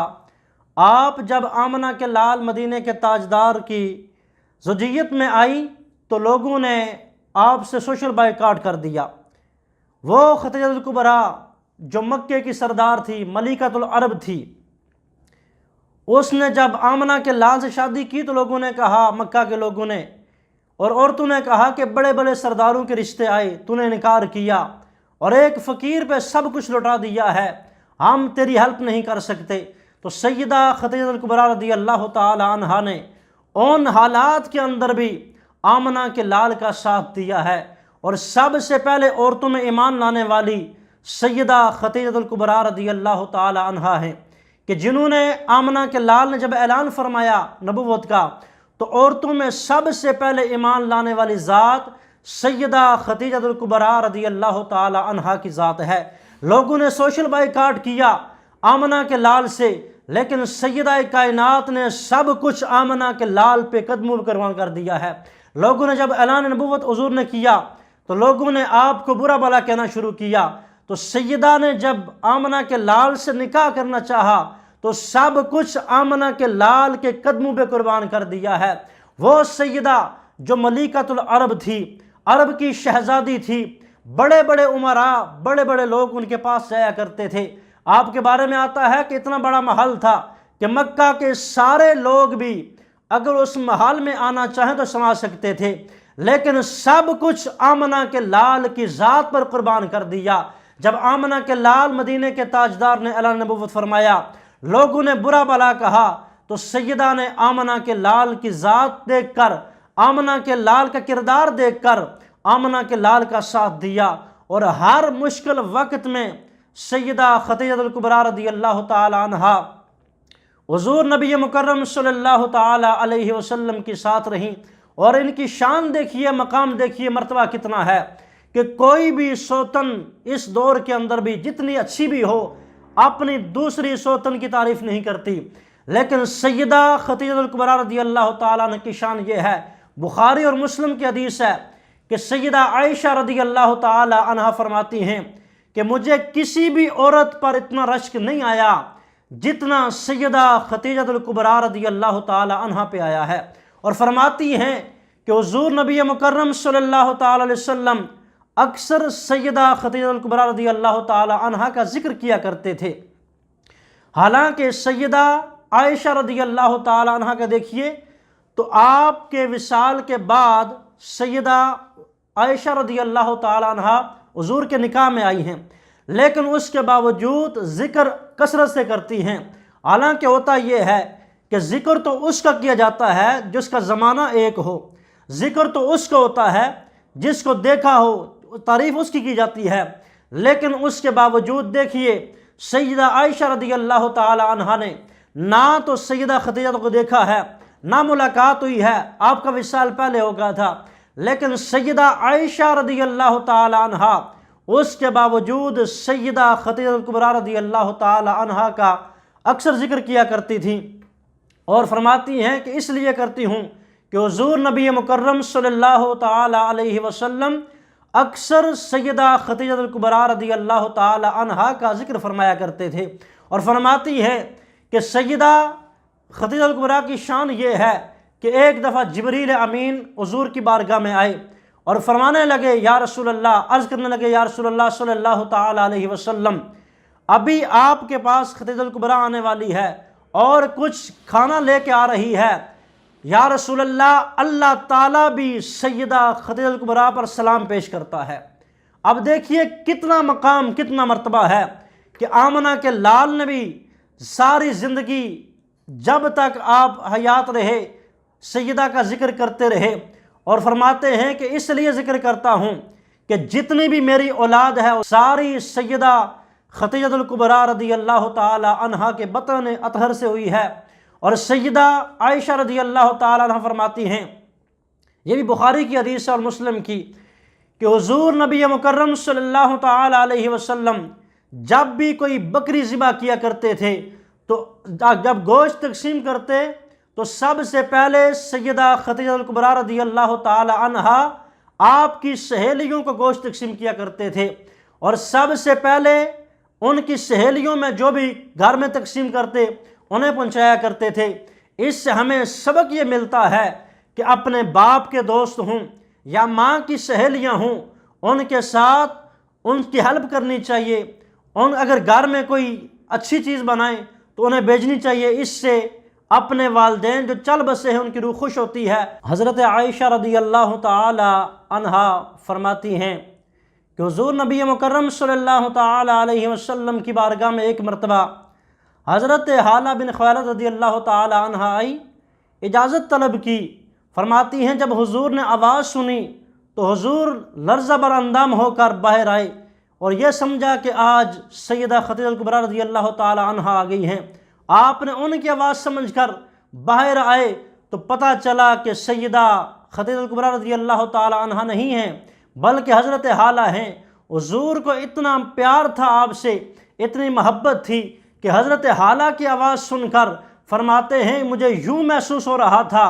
کہ جیسے سیدہ خدیجہ الکبریٰ رضی اللہ تعالی عنہا آ گئی ہیں، اور حضور نبی مکرم صلی اللہ علیہ وسلم کو سیدہ خدیجہ الکبریٰ رضی اللہ تعالی عنہا سے بڑی ہی محبت تھی۔ یہ جو روایت بیان کیا میں نے سیدہ عائشہ والی، اس کو بھی امام بخاری اور امام مسلم نے روایت کیا ہے۔ اور دوسری روایت حضرت علی کرم اللہ وجہ الکریم سے ہے کہ حضور نبی مکرم صلی اللہ تعالی علیہ وسلم نے ارشاد فرمایا کہ اپنے زمانے کی بہترین عورت مریم ہے، اسی طرح سے اپنے زمانے کی اور اس زمانے کی بہترین عورت سیدہ خدیجہ الکبریٰ رضی اللہ تعالی عنہا ہیں۔ اس کو بھی امام بخاری اور مسلم نے روایت کیا ہے۔ اب دیکھیے کہ سیدہ کا حضور سے کتنا پیار تھا کہ سب کچھ آمنہ کے لال کے قدموں پہ قربان کر دیا، اور آمنہ کے لال کے ساتھ اس طرح سے محبت کا اظہار کیا کہ جب لوگوں نے سوشل بائیکاٹ کر دی، لوگوں نے آمنہ کے لال سے بول تک ختم کر دیا، بلانا چھوڑ دیا، لیکن سیدہ خدیجہ الکبریٰ رضی اللہ تعالی عنہا نے ایسے اوقات کے اندر بھی آمنہ کے لال کا ساتھ دیا۔ اور جب حضور نبی مکرم صلی اللہ تعالی علیہ وسلم آپ پر وحی نازل ہوئی، آپ پر جب یہ کیفیت آئی کہ آپ کا جسم لرز رہا تھا، تو آپ سیدہ خدیجہ الکبریٰ رضی اللہ تعالی عنہا کے پاس آئی، آ کے آپ نے فرمایا، کیفیت بتائی، تو سیدہ خدیجہ الکبریٰ رضی اللہ تعالی عنہا آپ کے کزن تھے، چچا زاد بھائی تھے، ورقہ بن نوفل، وہ سابقہ کتب کے جاننے والے تھے۔ جب یہ کیفیت بتائی گئی ساری جو آمنہ کے لال کے ذات پہ ہوئی ہے، تو انہوں نے فرمایا کہ یہ جو کیفیت بتا رہی ہیں یہ تو انبیاء پر وحی نازل ہونے کی کیفیت ہے، اور کہنے لگے کہ یہ نبی ہیں، ان پر وحی نازل ہو رہی ہے۔ سیدہ نے آپ کی داد رسی کی، اپنی چادر حضور کو پہنائی، حضور چادر اوڑھ کر آرام کرنے لگے۔ جب بیدار ہوئے تو فرمایا کہ مجھ پر یہ کیفیت ہوئی ہے، فرشتہ آیا ہے، جو کیفیت وحی کی ہوئی تھی وہ آپ نے سیدہ خدیجہ الکبریٰ رضی اللہ تعالی عنہا کے سامنے بیان کی، اور سیدہ نے آپ کی داد رسی کی۔ آپ دیکھیے کس طرح سے سیدہ خدیجہ الکبریٰ رضی اللہ تعالی عنہا نے آمنہ کے لال مدینے کے تاجدار محبوب پروردگار کا ساتھ دیا، اور ساری زندگی حضور نے اس وفا کو اس طرح سے یاد کیا کہ مرتے دم تک سیدہ خدیجہ الکبریٰ رضی اللہ تعالی عنہا کو حضور نبی مکرم صلی اللہ تعالی علیہ وسلم یاد کرتے رہے۔ اور سیدہ کا وصال 10 رمضان المبارک کو ہوا۔ دعا ہے مالک کائنات سے میرا مالک حضور نبی مکرم صلی اللہ تعالی علیہ وسلم کی زندگی، آپ کے کردار پر عمل کرنے کی توفیق عطا فرمائے۔ وآخر دعوایا ان الحمدللہ رب العالمین۔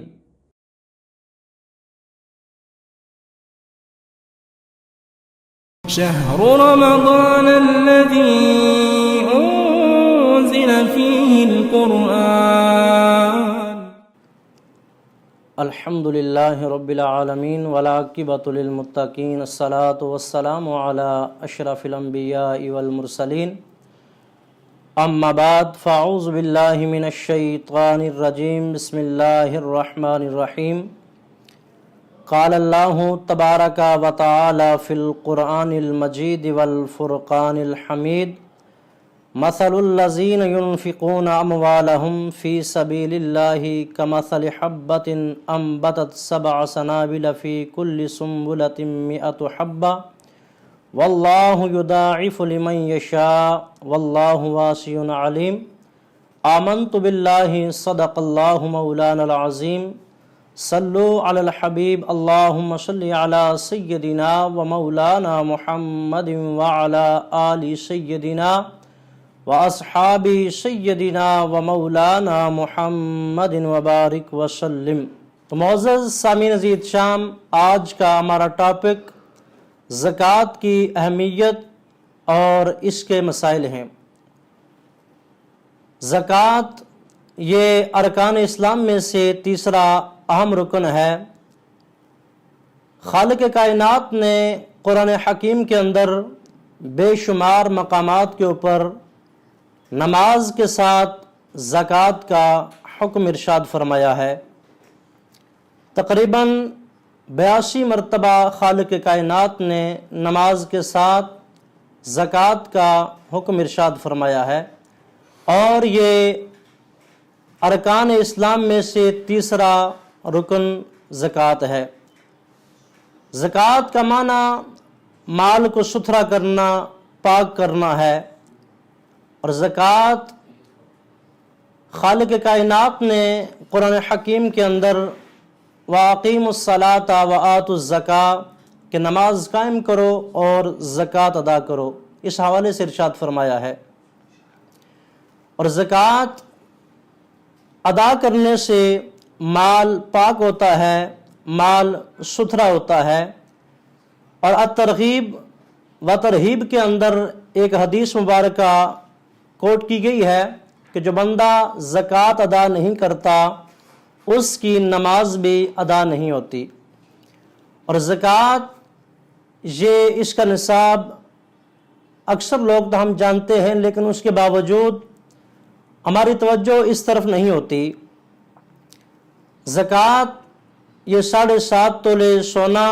یا 52.5 تولے چاندی یا اس کی مقدار اگر پیسہ یا مال وغیرہ ہے اور حاجت اصلیہ کے علاوہ ہے تو اس پر سال گزرنے پر زکوٰۃ واجب ہو جاتی ہے۔ اب ہمارا معاشرہ یہ کام کرتا ہے کہ ہم یہ نہیں دیکھتے کہ زکوٰۃ جو فرمایا گیا ہے حکم اس کا کہ 7.5 تولے سونا یا 52.5 تولے چاندی یا اس کی مقدار میں اگر حاجت اصلیہ کے علاوہ کوئی پیسہ، مال و زر وغیرہ ہے تو اس پر واجب ہے۔ ہمارے معاشرے کے اندر عام لوگ دیکھتے یہ ہیں کہ ہمارا جو سونا ہے یہ 7.5 تولے سونا نہیں ہے، لہٰذا زکوٰۃ واجب نہیں ہے۔ اب ہمیں دیکھنا یہ چاہیے کہ شریعت کے اندر 2 باتیں ذکر کی گئی ہیں، ایک 52.5 تولے چاندی اور دوسرا 7.5 تولے سونے کا ذکر آیا ہے۔ اگر کسی کے پاس اگر مثال کے طور پر 3 تولے سونا اور کچھ چاندی ہے تو دونوں کو ملا کے دیکھا جائے گا کہ اگر مقدار بن جاتی ہے اس کی 52.5 تولہ چاندی کے مقدار سے تو اس پر زکوٰۃ دینا واجب ہے۔ 2 چیزیں ذکر کی گئی ہیں، لیکن اگر اس کے علاوہ اتنا مال کسی انسان کے پاس ہے، پیسہ ہے، کوئی گاڑی ہے جو اس کے استعمال کے علاوہ ہے،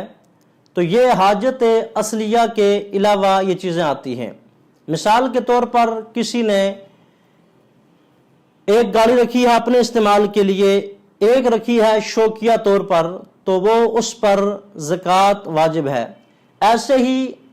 اگر کوئی زمین خرید رہا ہے، کوئی پلاٹ خرید رہا ہے، کوئی جائیداد خریدتا ہے، اگر تو اس کی نیت یہ ہے کہ یہ میں اپنے استعمال کے لیے لے رہا ہوں تو یہ اس پر زکوٰۃ نہیں ہوگی۔ اگر وہ کاروبار کے لیے خرید رہا ہے، انویسٹ کر رہا ہے، تو اس صورت کے اندر زکوٰۃ دینا واجب ہوگی۔ اگر کسی نے کاروبار کی نیت سے کوئی بھی چیز خریدی اپنی ضرورت کے علاوہ اس کی ہے تو اس پر زکوٰۃ دینا واجب ہے۔ اور زکوٰۃ کے حوالے سے ایمان افروز ایک واقعہ مشہور احادیث کے اندر آیا ہے کہ حضور نبی مکرم صلی اللہ تعالی علیہ وسلم نے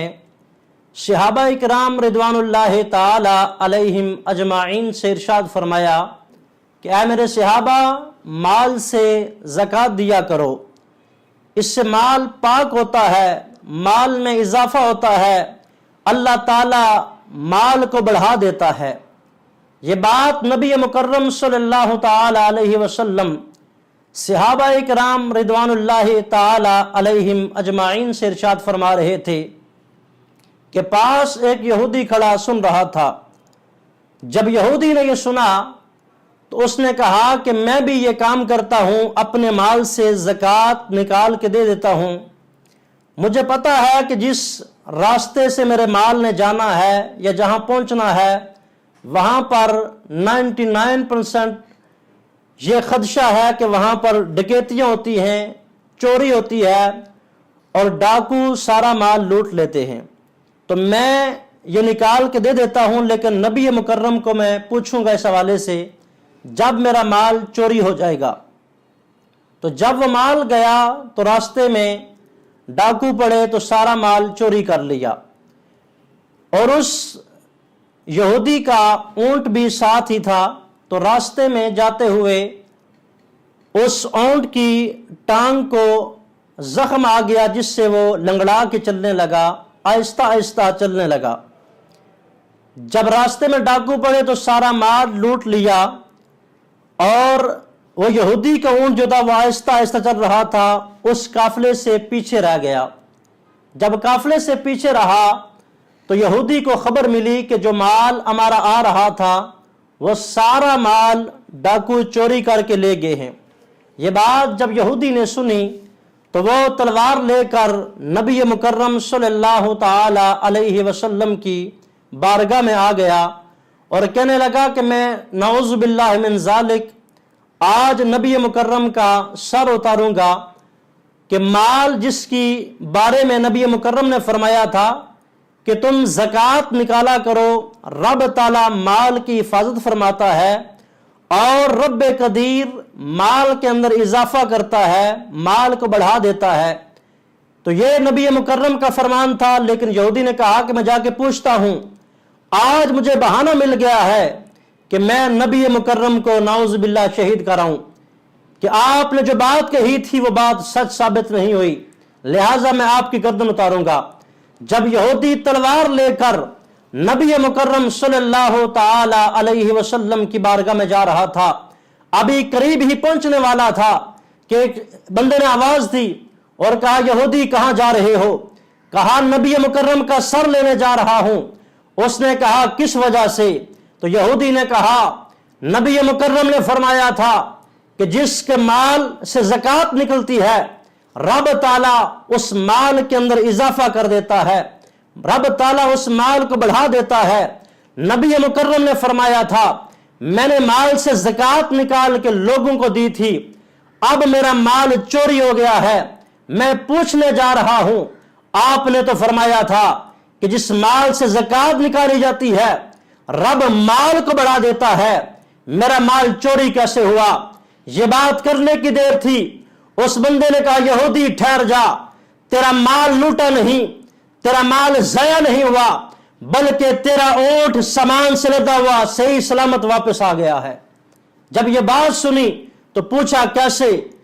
تو کہنے والے نے کہا کہ راستے میں جاتے ہوئے تیرے اونٹ کے پاؤں کے اندر زخم آ گیا تھا، اونٹ آہستہ چلنے لگا، جب ڈاکو نے مال لوٹ لیا تیرا اونٹ صحیح سلامت ہو گیا اور صحیح طرح سے چلنے لگا، اور تیرا سارا مال لے کر واپس صحیح سلامت آ چکا ہے۔ جب یہودی نے یہ بات سنی تو حضور کے قدموں میں پڑ گیا اور قدموں میں آگے کہتا ہے جس نبی کی بات اتنی سچی ہے، جس نبی کی بات کے اندر اتنی صداقت ہے کہ رب تعالیٰ نے میرا مال محفوظ رکھا ہے، اس نبی کا دین کتنا افضل و اعلیٰ ہوگا۔ یہ بات سن کر یہودی نے کلمہ پڑھا اور کلمہ پڑھ کے مسلمان ہو گیا۔ تو سامعین عزیز شام، یہ ہیں زکوٰۃ کی برکات کہ اگر غیر مسلم بھی اپنے مال سے اس نیت سے زکوٰۃ صدقات خیرات کرے کہ میرا مال محفوظ رہے گا، تو رب تعالیٰ غیر مسلم یہودی کے مال کو محفوظ رکھ سکتا ہے۔ تو ہم مسلمان ہیں، ہمارے مال کو کیسے رب قدیر محفوظ نہیں رکھ سکتا؟ ہمیں چاہیے کہ ہم کوشش کریں کہ ہم اپنے مال سے زکوٰۃ ادا کیا کریں۔ خالق کائنات نے قرآن حکیم میں ارشاد فرمایا مثل الذین ينفقون اموالهم فی سبیل اللہ کمثل حبۃ انبتت سبع سنابل۔ مالک کائنات نے مثال دے کے فرمایا ہے کہ مثال ان لوگوں کی جو اپنا مال اللہ کے راستے میں خرچ کرتے ہیں اس دانے کی طرح ہے جس دانے سے 7 بالیاں نکلتی ہیں اور ہر بالی کے اندر 100 دانے ہیں۔ تو گویا کہ جو بندہ رب تعالیٰ کی بارگاہ میں اپنا مال خرچ کرتا ہے، رب قدیر اس ایک دانے کے بدلے میں 7 دانے نکالتا ہے۔ اور مفہوم یہ بنتا ہے کہ جو بندہ رب کی بارگاہ میں ایک دانہ خرچ کرتا ہے، جو بندہ رب کی بارگاہ میں 1 روپیہ خرچ کرتا ہے، رب تعالیٰ اسے 700 گنا اضافہ عطا فرماتا ہے۔ تو سامعین عزیز، شام ہمیں کوشش کرنی چاہیے کہ ہم نماز قائم کریں، اور خالق کائنات نے نماز کے ساتھ جس زکوٰۃ کا حکم ارشاد فرمایا ہے، ہم زکوٰۃ ادا کریں۔ دعا ہے مالک کائنات سے، میرا مالک ہم سب کو عمل کی توفیق عطا فرمائے۔ وآخر دعوایا ان الحمد للہ رب العالمین۔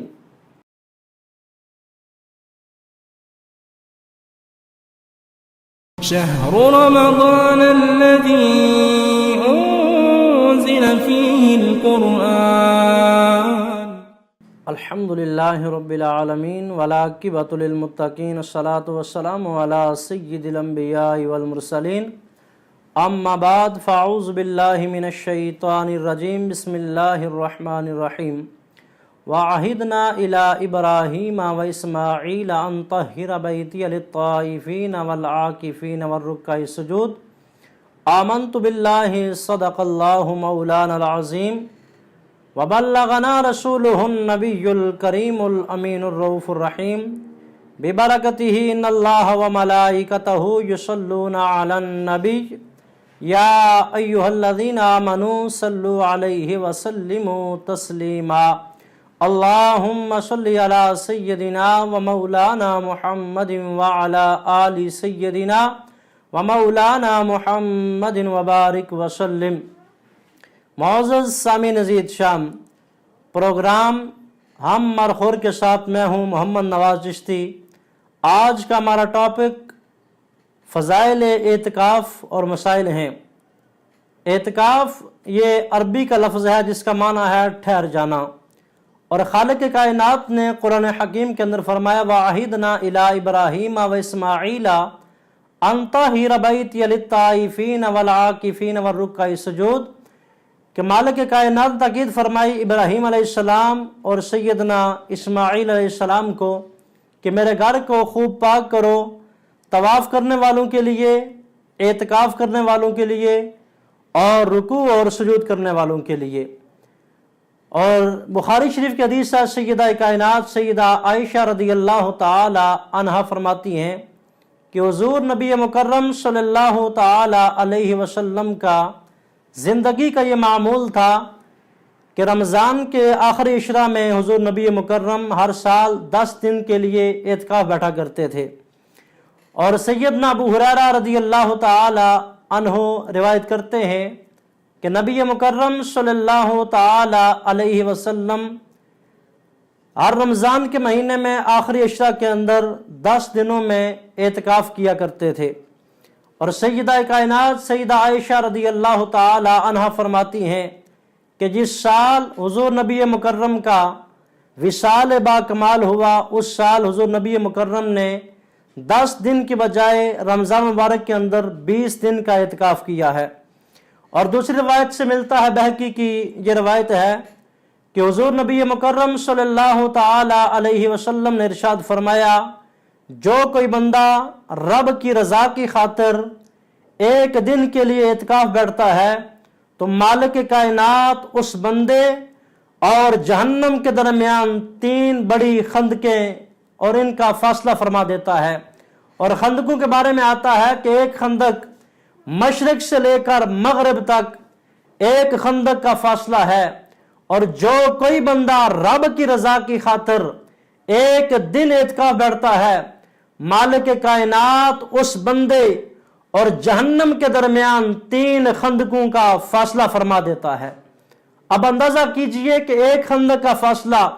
مشرق سے لے کر مغرب تک کی مسافت تک ہے، اور جو بندہ رب کی رضا کی خاطر اللہ کے گھر میں 1 دن اعتکاف بیٹھتا ہے، مالک کائنات اسے جہنم سے دور کر دیتا ہے۔ اور دوسرا، امام علی مقام امام حسین رضی اللہ تعالی عنہ کے حوالے سے حضرت علی بن حسین رضی اللہ تعالی عنہ فرماتے ہیں کہ امام علی مقام امام حسین رضی اللہ تعالی عنہ نے فرمایا کہ جو کوئی بندہ بھی رب کی رضا کی خاطر اعتکاف بیٹھتا ہے، رب تعالی اس بندے کو 2 हज और 2 उम्रे करने का सवाब अता फरमा रहा होता है। तो सामीन अजीज शाम कितनी बड़ी फजीलत है एतकाफ बैठने की। हमें चाहिए कि हम इसको गनीमत समझकर एतकाफ का एहतमाम करें। और एतकाफ के अंदर बंदे को अल्लाह ताला की मार्फत और पहचान हासिल होती है, इसलिए कि बंदा जब एतकाफ बैठता है तो वो फरिश्तों की मिसल होता है, गुनाहों से पाक हो जाता है, वो गुनाह नहीं कर रहा होता। तो जो भी मामलात बाकी बंदे नेक अमाल करते हैं, मिसाल के तौर पर कोई जनाजे में शिरकत करता है, एतकाफ वाला जनाजे में नहीं जा सकता। कोई बंदा किसी बीमार को देखने जा रहा, बीमार पुरसी करने जा रहा है, अब एतकाफ में बैठने वाला बीमार पुरसी करने नहीं जा सकता। तो ये एतकाफ में बैठने की फजीलत ये है कि इसे बीमार पुरसी करने का सवाब भी अता कर रहा होता है मालिक कायनात। ये जनाजे में नहीं जा सकता तो मालिक कायनात इसे जनाजे में जाने का सवाब भी अता कर रहा होता है। अल गर्ज, जो भी नेक अमाल बाहर रहकर लोग करते हैं, एतकाफ करने वाले को उन सब अमाल का सवाब अता किया जाता है। तो सामीन अज़ीज़ शाम हमें कोशिश करनी चाहिए कि हम एतकाफ को गनीमत समझकर, गुनाहों की माफी का जरिया समझकर इसमें एतकाफ करें। और इसी के बारे में आया है कि इसमें एक रात ऐसी आती है, लैलतुल क़द्र खैरुम मिन अल्फ़ि शहर, कि जो 1000 महीनों से ज्यादा अफजल रात है वो लैलतुल क़द्र है, जिसे हुज़ूर नबी मुकर्रम ने फरमाया कि रमजान के आखिरी अशरे की ताक रातों में इस रात को ढूंढो। और ये ताक रातें एतकाफ में बैठकर बदरजाए ओला मुयस्सर आ सकती हैं। हमें कोशिश करनी चाहिए कि हम रमजान के महीने में एतकाफ का एहतमाम करें। चंद जरूरी बातें कि एतकाफ कहाँ पे करना चाहिए। तो याद रखिएगा, मर्दों के लिए एतकाफ मस्जिद है और औरतों के लिए एतकाफ की जगह ये घर है। औरतें घर के अंदर उस जगह में एतकाफ करें जहां नमाज के लिए एक जगह उन्होंने खास कर रखी होती है। लेकिन अगर कई घरों में ऐसा भी है आजकल के नमाज के लिए कोई जगह खास नहीं होती, तो वो एक जगह खास करके कहीं भी एतकाफ की नियत करके एतकाफ बैठ सकती हैं। दूसरा मसला कि एतकाफ की हालत में मस्जिद से निकलने से एतकाफ टूट जाता है। खा कोई जानबूझकर निकले या भूले से निकले, इस सूरत के अंदर मस्जिद से खारिज होने की सूरत में इंसान का एतकाफ टूट जाता है। अब देखना यह है, उर्फ आम के अंदर हम मस्जिद के पूरे अहाते को मस्जिद का नाम देते हैं, हालांकि वुजू खाने, गुस्ल खाने और उसके अलावा इमाम साहब या खतीब साहब का हुजरा या मुअज्जिन का हुजरा जो है, कमरा, ये मस्जिद में दाखिल नहीं है, ये खारिज मस्जिद हैं। बगैर किसी उज़्र शरई के ज़रूरत के ऐसी जगहों पर भी जाने से एतकाफ टूट जाता है।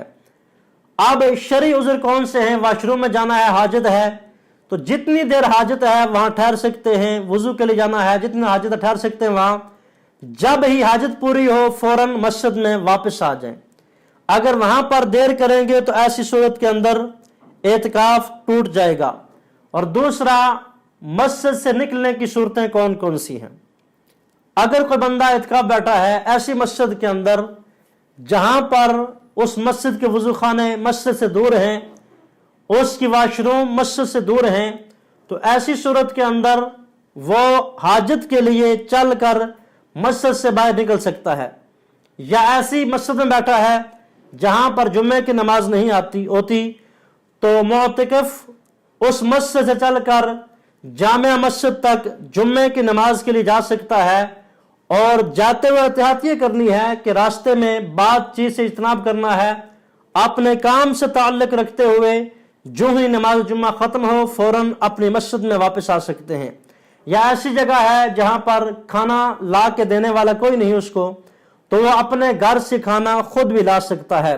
लेकिन आज के दौर में चूंकि ऐसी बातें नामुमकिन हैं कि खाना ला के देने वाली हर घर में तकरीबन चंद अफराद होते ही हैं, और शहरों की मसाजिद के अंदर ऐसा होता है कि एक मस्जिद में کئی کے بندے اعتکاف بیٹھے ہوتے ہیں تو کوشش کرنی چاہیے ہمیں اعتکاف کی حالت میں اللہ تعالیٰ کی بارگاہ میں توبہ و استغفار کرنی چاہیے، اس لیے کہ یہاں پر خلوت ہوتی ہے، رب سے معافی مانگنے کا ایک بہانہ ملتا ہے۔ تو ہمیں چاہیے کہ ہم اعتکاف کو غنیمت سمجھتے ہوئے اپنے گناہوں کی معافی طلب کریں۔ دعا ہے مالک کائنات سے میرا مالک ہم سب کو عمل کی توفیق عطا فرمائے۔ اس ماہ سیام کو مالک کائنات ہم سب کے لیے برکتوں رحمتوں کا نزول فرمائے، اور مالک کائنات قرآن صاحب قرآن ماہ رمضان کی عظمتوں برکتوں رفتوں کا صدقہ ہم سب کے حال پریم و کرم نازل فرمائے۔ میں شکریہ ادا کرتا ہوں پروگرام ہم مرخور کے تمام اراکین کا کہ جنہوں نے مجھ ناچیز کو آپ کے سامنے حاضر ہونے کی سعی کی ہے۔ اللہ تعالی ہم سب کی حاضری کو اپنی بارگاہ میں قبول و منظور فرمائے۔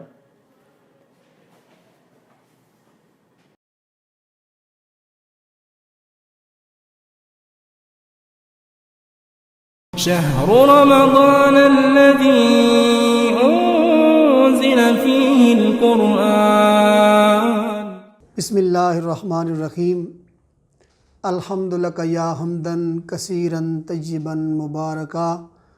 وصلی علی جمیع الانبیاء والمرسلین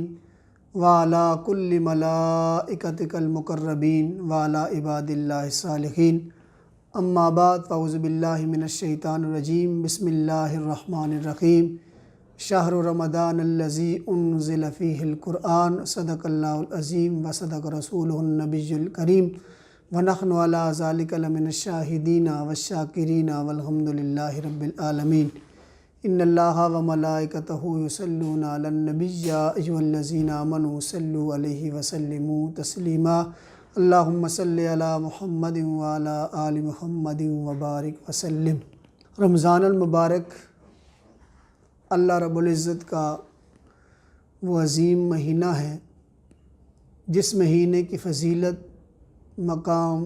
مرتبہ، عزت، شان و شوکت تاجدار کائنات صلی اللہ علیہ وآلہ وسلم نے بیان کی۔ بخاری شریف کے اندر نبی علیہ الصلوۃ والسلام کی حدیث پاک موجود ہے۔ آقا دو جہاں صلی اللہ علیہ وآلہ وسلم نے ارشاد فرمایا، من صام رمضان ایمانا و احتسابا غفر له ما تقدم من ذنبه۔ فرمایا جس نے ماہ رمضان المبارک کے روزے ایمان اور احتساب کے ساتھ رکھے،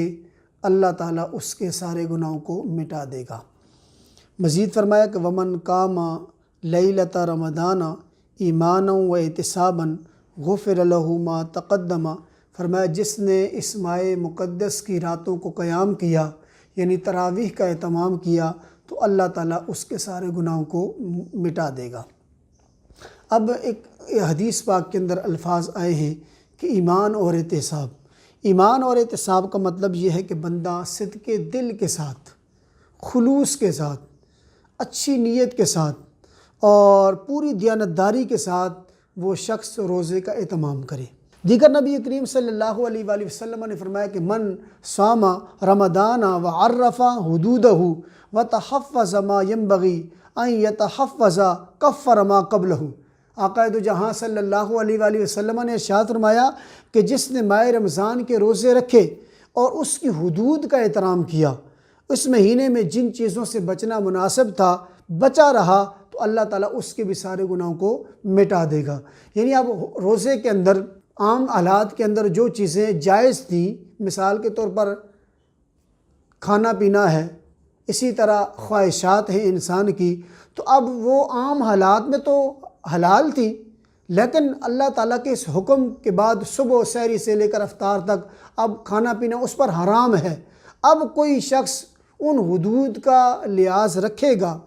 اور صبح سے لے کر شام تک جو حدیں اللہ تعالیٰ نے رکھی ہوئی ہیں، کھانے پینے سے اپنے آپ کو دور رکھے گا، شہوات سے دور رکھے گا، اور اسی طرح جھوٹ سے دور رکھے گا، غیبت سے دور رکھے گا، تو اللہ تعالیٰ کے حبیب صلی اللہ علیہ وآلہ وسلم نے فرمایا کہ اللہ تعالیٰ اس کے سارے گناہوں کو مٹا دے گا۔ حدیث پاک کے اندر آتا ہے، نبی پاک صلی اللہ علیہ وآلہ وسلم نے فرمایا کہ جب بھی رمضان آ جاتا ہے، رمضان المبارک کی جب آمد ہوتی ہے، فرمایا اذا دخل رمضان فتحت ابواب السماء، آسمانوں کے دروازے کھول دیے جاتے ہیں۔ فرمایا کہ وغلقت ابواب جہنم، فرمایا کہ اور جہنم کے جو دروازے ہوتے ہیں وہ بند کر دیے جاتے ہیں۔ فرمایا وسلسلۃ الشیاطین، اور شیاطین کو جکڑ لیا جاتا ہے۔ یعنی آسمان کے دروازے کھولنے کا مطلب یہ ہے کہ اللہ کی رحمت جو ہے وہ اتنی وسیع ہو جاتی ہے کہ اب کوئی بھی شخص اس ماہ مقدس کے اندر نیکیاں کرتا ہے تو اللہ تعالیٰ اسے اس کے بدلے میں جنت عطا فرمائے گا، اور جہنم کے دروازے بند کیے جاتے ہیں کہ زیادہ سے زیادہ لوگ جو ہے نا وہ نیکیوں کی طرف آتے ہیں، تو جہنم کی طرف، برائی کی طرف لوگ نہیں جاتے۔ آپ اس کی مثال دیکھ لیں کہ عام حالات کے اندر لوگ مساجد کے اندر کم ہوتے ہیں، عام حالات کے اندر لوگ قرآن مجید کی تلاوت کم کرتے ہیں، عام حالات کے اندر لوگ